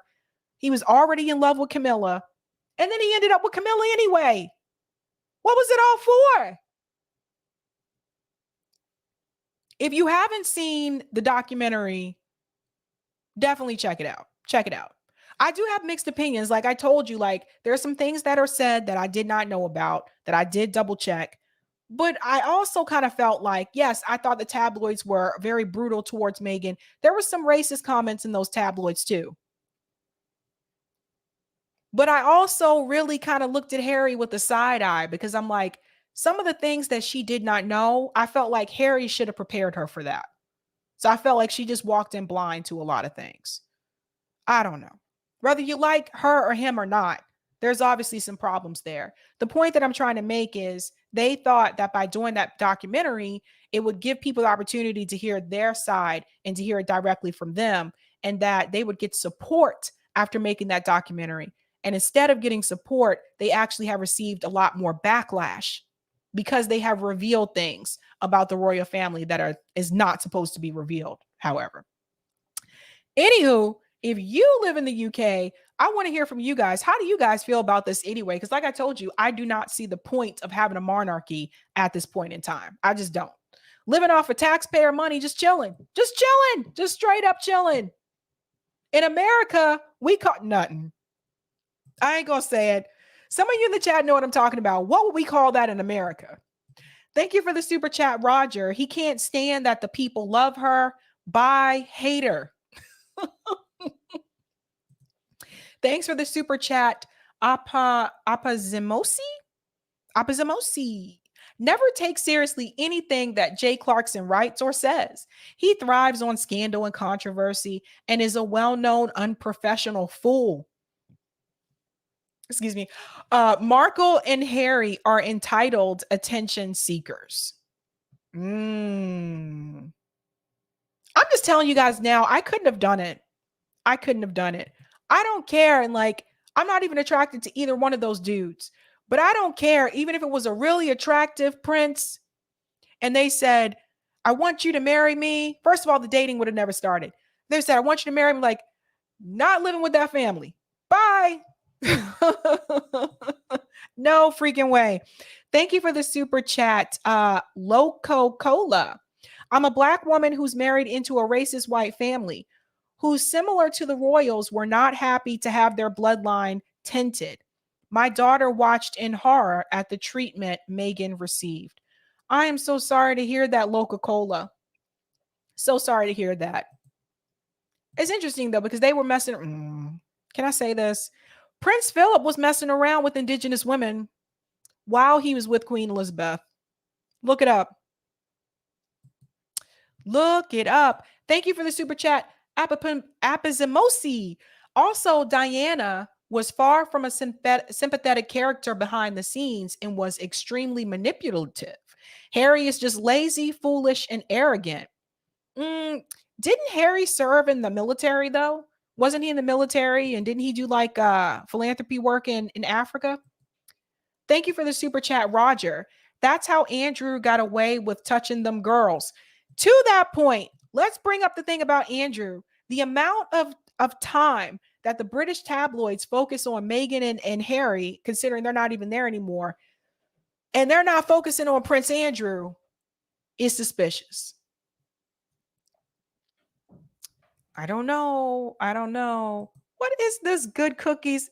Good Cookies? Is this you, Bad Cookies? And you change your name to Good Cookies, and you have a picture of Rokana now. I mean, those indigenous women had cake, Sabby, but donka. Oh my God. Let me get out of here. Look, let's get to the next story. I'm so sorry. Let's get to the last story. This is going to lead into the call-in episode. Elon Musk. Okay, if you have not seen it, I know some of you guys are not on Twitter. Elon Musk, he kind of went a little rogue a couple days ago and decided to start removing or suspending certain journalists that work at some mainstream media outlets, Washington Post, New York Times, etc., because they doxed his location, meaning they were able to track his private jet from where it took off to where it landed. And Elon said, that's not safe. That's not cool. I agree. That is not safe. That's not cool. Some of them claim they didn't actually do that. They were just reporting on the story. Elon was like, whatevers. We talked about this a couple of days ago. Since then, Elon has decided to just kind of do some changes here and there. And one of the changes that he decided to implement was, and I talked about this on Sunday with Tara Reid. They've deleted the tweet, so I got to tell you what the tweet said. He basically said that going forward, there are certain social media links that you cannot share on Twitter. Now, this was going to be a problem for a lot of people, right? Like, you wouldn't be able to share Facebook, Instagram, poster. I think it was Tidal was one of them. I forget. But they said that people who were sharing those links in their usernames from those social media sites would be removed from Twitter. This was another new rule that just came out of nowhere. And so some of us were like, what about those of us that have a Linktree account? Because Linktree is where we keep like all our links in one neat place, and we might have it in our Twitter bio. Mine isn't there because it doesn't fit, but we had it there. They didn't want Linktree either. So this got a lot of backlash from people. They came back with another response and said that anyone that is using Twitter for the sole purposes of promoting content from other sites, and they listed those same sites, Facebook, Instagram. They didn't mention YouTube, and it's probably because YouTube is not considered a competitor to Twitter. Facebook and Instagram are. They said you could not do that. Those accounts would be removed. People didn't like this. So Elon decided to put out this tweet, and he said, going forward, there will be a vote for major policy changes. My apologies, won't happen again.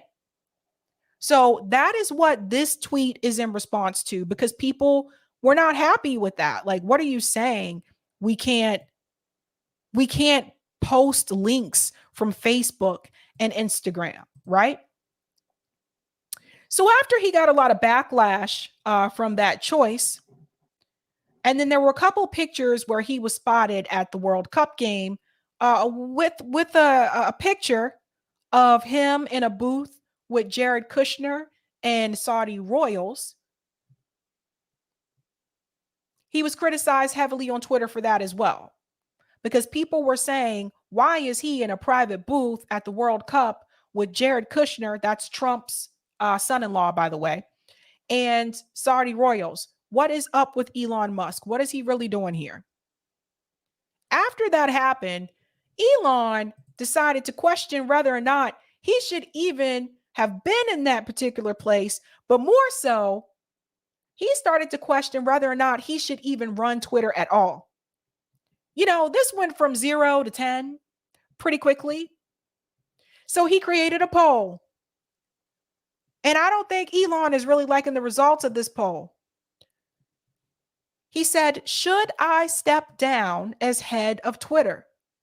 I will abide by the results of this poll. 57.5% said yes. 42.5% said no. These were the final results. So the majority of people that took that poll believes that Elon Musk should step down.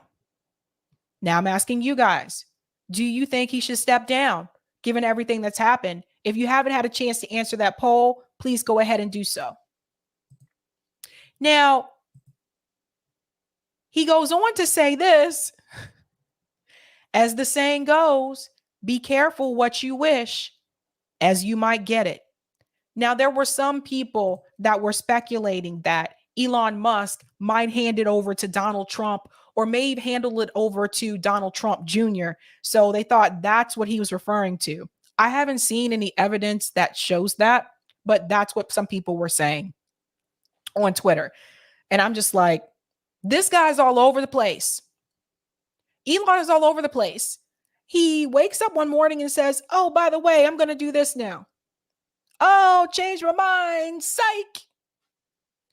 So I don't know if he is the best option for CEO of Twitter right now. I'm actually not sure. There has been some good that has come from this, right? And that leads us into the next part of this story, which is the Twitter files. Had it not been for Elon Musk taking over as CEO of Twitter, would we have the Twitter files? Probably not. So we have a part 7 of that just came out. This piece is from Michael Schellenberger. Now, this is connecting the FBI to the Hunter Biden laptop story. I'm not going to go through all of these, but there are pieces that I do want to show you. Shout out to Mike. Twitter Files Part 7, the FBI and the Hunter Biden laptop. How the FBI and intelligence community discredited factual information about Hunter Biden's foreign business dealings both after and before the New York Post revealed the contents of his laptop on October 14th, 2020. Gotta get into it. Gotta get into it. Come on, Michael. In Twitter Files number 6, we saw the FBI relentlessly seek to exercise influence over Twitter. I covered that on Sunday. Check that out, including over its content, its user, and its data.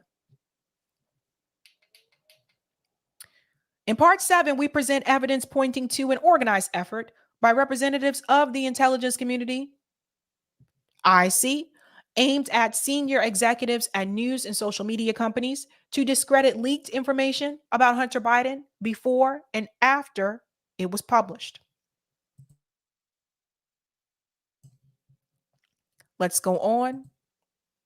The story begins in December 2019 when a Delaware computer store owner named John Paul Mac Isaac contacts the FBI about a laptop that Hunter Biden had left with him. On December 9th, 2019, the FBI issues a subpoena for and takes the laptop. Here's that subpoena. There's the bill. Boop. And there's the subpoena here. So for people saying that the Twitter files are just like opinion and BS, they have documentation. Those are just people trying to simp for Joe Biden's punk ass. I'm sorry about the language, you guys. I'm sorry. I'm trying to get better. I really am. Okay. By 2020, in August, Mac Isaac still had not heard from the FBI, even though he had discovered evidence of criminal activity. And so he emails Rudy Giuliani, who was under FBI surveillance at the time. In early October, Giuliani gives it to the New York Post. So that's how the New York Post got that story, for those who are wondering. Shortly after 7 p.m.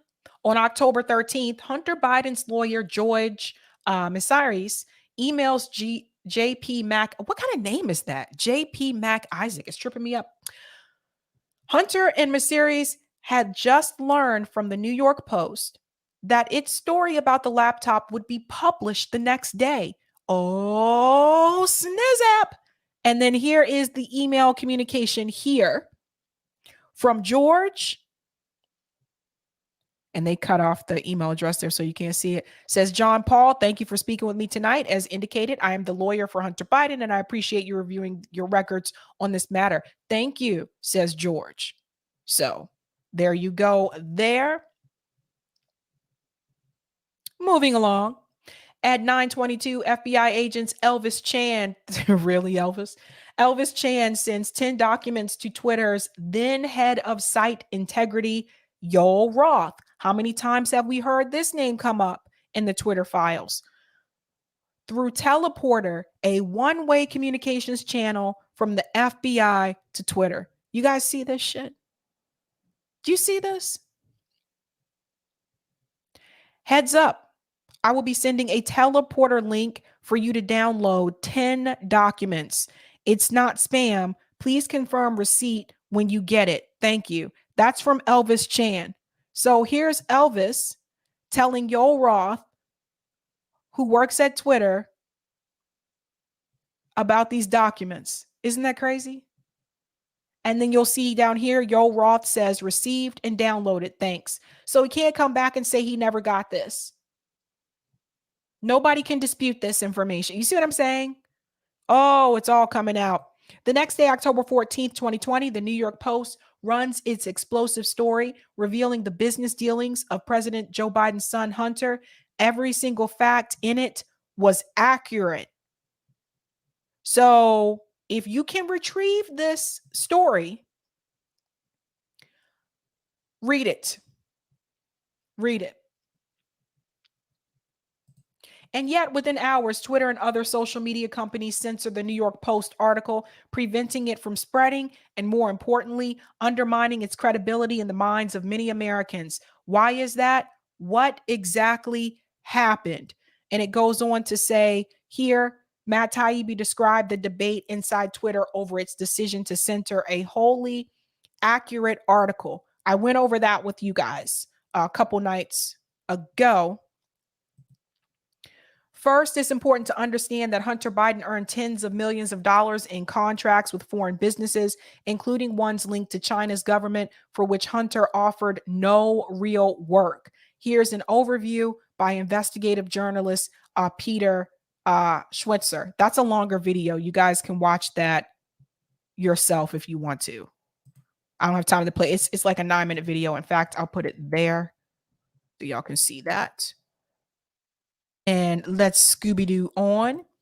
And yet, during all of 2020, the FBI and other law enforcement agencies repeatedly primed Yoel Roth to dismiss reports of Hunter Biden's laptop as Russian hack and leak operation. This is from a sworn declaration by Roth given in December 2020. And here's that declaration here. Oh boy. Let's go on. They did the same thing to Facebook. I told you guys about this one. I did cover this when it happened. According to Mark Zuckerberg, the FBI basically came to us and was like, hey, you should be on high alert. We thought there was a lot of Russian propaganda in 2016. So there's about to be some kind of dump similar to that, which is really interesting to me that Mark Zuckerberg didn't push back on that because Russiagate was debunked. You thought Mark Zuckerberg would have known that and would have pushed back on that. But nevertheless, he went on. Were the FBI warnings of the Russian hack and leak operation relating to Hunter Biden based on any new intel? No, they weren't. Through our investigations, we did not see any similar competing intrusions to what had happened in 2016. That's coming from FBI agent Elvis Chan in November. So even that agent is telling you that it was not similar. But that is what he said to Mark Zuckerberg. And here are the questions here. This is crazy. It's crazy, you guys. Again, if you guys follow Michael, I'll send you the link so you can see this whole thing. I'm just kind of going to more of the important parts here. Indeed, Twitter execs repeatedly reported very little Russian activity. September 24th, 2020, Twitter told the FBI it had removed 345 largely inactive accounts linked to previous coordinated Russian attempts. They had little reach and low follower accounts. I did talk about that, how they were removing accounts that didn't even have many followers. In fact, Twitter debunked false claims by journalists of foreign intelligence on its platform. We haven't seen any evidence to support that claim. By _at NBC News of Foreign Control Robots, our review thus far shows a small-scale domestic troll effort. So it wasn't even a large scale, and they wanted to put a stop to it. Let's go on.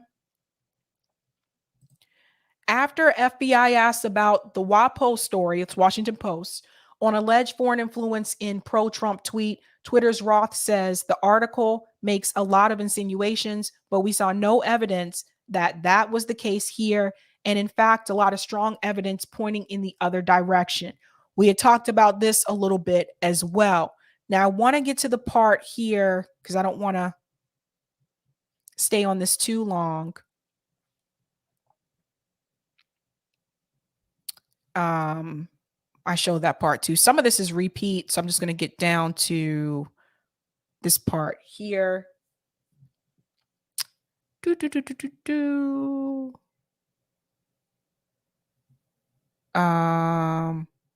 This part. As of 2020, there were so many former FBI employees, BU alumni, working at Twitter that they had created their own private Slack channel and a crib sheet to onboard new FBI arrivals. You guys have got to know this stuff is going on. So here's that message here. Hey, Jim, so excited you are here. I am no longer the newest BU alumni. Here is the BU to Twitter translation chart I mentioned, adding Dawn so she can add and correct. Again, welcome. Super pumped to work with you again. And then there you go. And so the part that I want to end with is this piece here. Efforts continue to influence Twitter's Yoel Roth. In September 2020, Roth participated in an Aspen Institute tabletop exercise on a potential hack and dump operation relating to Hunter Biden. The goal was to shape how the media covered it and how social media carried it. And he has the itinerary here. It was called Aspen Digital Hack and Dump Working Group. He has the itinerary for that week listed there. And then Michael goes on to say the organizer was Vivian Schiller, from former CEO of NPR, former head of news at Twitter, former general manager of New York Times, former chief digital officer of NBC News. Attendees included Meta, Facebook's head of security policy, and the top national security reporter of the New York Times and the Washington Post. You guys see what's happening here? It's all controlled. The media is controlled by the security state. Social media is controlled by the security state. Terrible. And then he goes on to add here, by mid-September 2020, Chan and Roth had set up an encrypted messaging network so employees from the FBI and Twitter could communicate. They also agree to create a virtual war room for all internet industry plus FBI and ODNI, Office of the Director of National Intelligence. And again, they come with the receipts. Here's the information here. I don't have time to read through all of it, but I was trying to get to that last one just to wrap it up really quick. How many did he? I thought he did. Geez, Louise. Okay, you had more than I thought you did, Michael. I thought you ended with. Okay, that was the end. Okay. There's one more part here. The pressure from FBI on social media platforms continues. In August 2022, Twitter execs prepared for a meeting with the FBI whose goal was to convince us to produce on more FBI EDRs.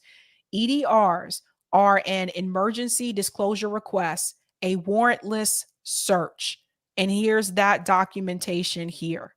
And then Michael goes on to say, in response to the Twitter files revelation of high-level FBI agents at Twitter, Jim Jordan said, I have concerns about whether the government was running a misinformation operation on we, the people. Michael goes on to say, anyone who reads the Twitter files, regardless of their political orientation, should share those concerns. The end. Follow Michael Schellenberger, you guys, on Twitter so that you can see all of those documents. But the long story short here is that we discussed days ago that Twitter was censoring and suppressing the Hunter Biden laptop story. And now we have another piece to that puzzle, which is the fact that the FBI directed them to do it.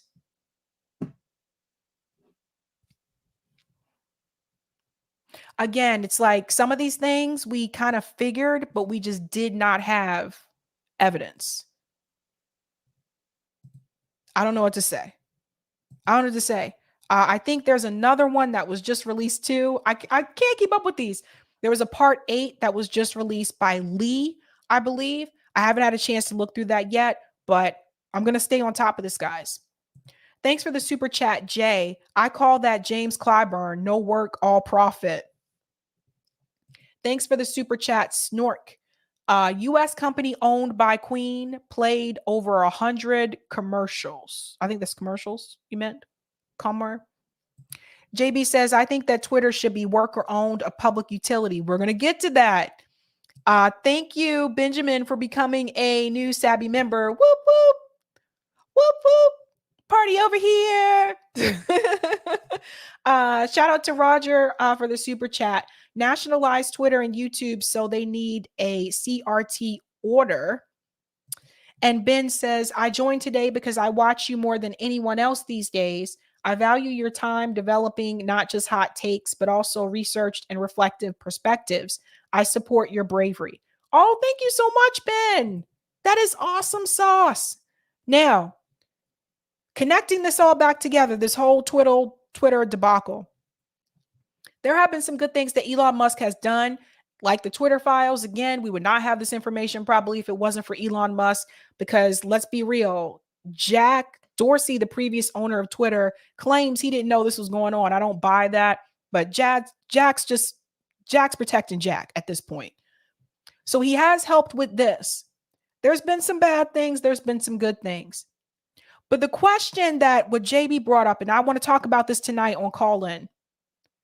There were so many people on Twitter trying to recommend other people for CEO of Twitter. So many people asking, like, who should do it? Who should be the person? Da da da. But what bothered me is that I didn't really see, with the exception of JB, I didn't see many people suggesting that we should own it, that it should be a co-op, that it should be a public utility. And that right there said something to me about the mindset of the American people. We're so willing to put the power back in the hands of one individual instead of asking, why aren't we trying to utilize this ourselves and make it a co-op? Because Twitter, Facebook, Instagram, none of these platforms exist without our data. None. So let's talk about that tonight. Let's talk about it. All right, let's go ahead and look at those poll results. Let's go. Let's see how people voted. Should Elon resign as CEO of Twitter? Oh my God, this is the closest poll I've ever had on the show. I'm not kidding. You guys this should be a good discussion tonight. You guys are, you're fighting for it here. 42% said yes. 33% said no. 25% said they are not sure. There's like, fuck if I know. I've never had a poll this close. Maybe we should have more discussions like this where people are kind of like with each other. That is awesome. Gonna discuss that tonight. I'm gonna take a really quick break before we do Call In, and I hope to see you guys over there. So I'm gonna go ahead and let Eric come on for a sec, and I'll be back. Hello, can you hear me okay? Yep. All right. Good. All right. How's everybody doing here on a Sabby Tuesday night? You know what I'm going to bring up here is Elon's been tweeting. Like, I've seen people in the chat here saying Elon's quit. Let me see if I can find that. Let's see. Go on to the old Twitter here. Come on. Yeah, I don't need... Got it. All right. Let me clear this off. We got that like that. Because, yeah, Elon been tweeting. Why is this thing showing me stuff? But, yeah, so we're going to have Colin after this. I guess I should get that banner going. Sabby Colin starting next. We'll give you the link to that, or you can bring up Colin. on your cell phone device. Oh, we got a super chat coming in from Andrew Matthews. Thanks for this. I voted not sure. Not because I like Elon, I don't. I voted not sure because I have no faith his replacement will be any better. Yeah, I think that's definitely a sentiment that's out there. I basically said, yes, you might as well keep him just because, like, I mean, what are you going to have if it's not Elon? Like, the Saudi royals owning it, which seems to be like where we're at now. All right, let me see if I can share. Let's throw this into the stream. Let's see. I don't know why it's showing me that. But let's see what Elon's been tweeting recently. Elon Musk. Come on, Elon. What you got to say? All right, so he had, so he had posted the poll there where he's saying, should I step down? And he had, like, it's quite, 17 million votes. That's a lot of votes. Coming out, yes. So then he said, I will resign as CEO as soon as I find someone foolish enough to take the job. After that, I will just run the software and server teams. So, like, okay, whatever that means. But yeah, I definitely agree with what Sabby was saying, what JB put in there and whatnot about the idea that it should be more like a utility, or as I like to put it sometimes, nationalize and democratize them, figure out a way, to really run them so that when you have big questions, you have some kind of vote, whether it's by the employees or even by, I mean, I don't know, these voting by the users is kind of an interesting model as well, but I mean, it's certainly better than just having some CEO or just having someone who happens to be rich and happens to own it. And let's see, Gene putting, foolish enough to take the job is right. They will be under attack constantly. And this one from Bob, the Minecrafter. Elon will still pull the strings. Yeah, John says, Elon just admitted Jack Dorsey tricked him into taking it. Let's see, Saul says, please stay Elmo. Okay. And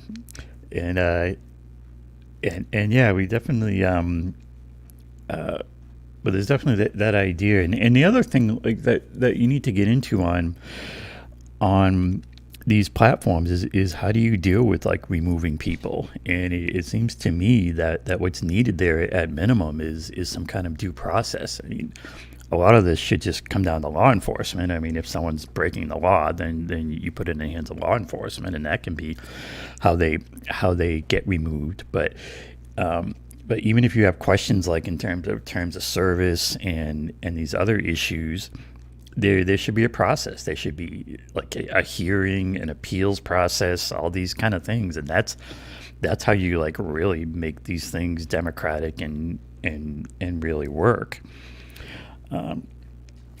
Now in our chat tonight, we've had a lot of shenanigans. We've had multiple questionable cookies accounts, and I'm not even sure what's going on anymore. So I think all these various cookies accounts and different things need to get into call-in when we start the call-in and explain yourselves what's been going on in the chat, because at this point it's just a confusing mess. All right, so I expect to hear from all you cookies, good or bad. Let's see. Oh, and then the other thing that occurred to me on the Twitter discussion is of course the big key thing is the government involvement, and you have here's okay. I'm getting distracted by the chat. We got Bart. What's a cookies account? Any YouTube account in our chat with the name cookies in it is officially a cookies account, so you can take it from there. But you got these government agencies, and you really have them in here like pushing a whole narrative and a whole story about whether the laptop is real and whether it's Russian disinformation and all these angles, and you're really getting into kind of like death of the democracy type of stuff here. And I know there's the question, I mean, what kind of a democracy do we have? But the death of what's left of our democracy, when you have government agencies deciding that there's a narrative, and they're just pushing the narrative, and it's like that's a huge problem, and that's really also a thing that we should really always be talking about and keep in mind. And we'll see, we can talk about that more on the call-in. All right, Miss Sabrina, have you been aware of all the shenanigans in the chat with all the cookies?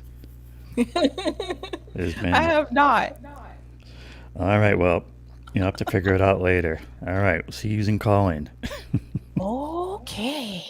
Let's do the damn thing. All right, guys, let's head on over to call-in. Let me go ahead and put that up here. All right, this is episode 64. Should Elon resign from Twitter? Given the recent poll results, should Elon Musk resign as CEO of Twitter? Who would you like to see as CEO? How would you feel about Twitter becoming a worker co-op? I should have put or public utility there as well. We're going to get into that tonight. The link is pinned to the top of the chat. Would love to hear from all you guys what you think should happen, and feel free to discuss anything else that we talked about tonight, especially if you're listening and you live in the UK. I'd love to get your opinion also about the royal family as well. So let's head on over there, guys. You know how we do this. Oh, Thursday night, I'll be back here, and Chris Hedges will be back. So join me Thursday night, and we'll do call in again that night as well. But you know how we do this. Have a good night. Keep up the fight.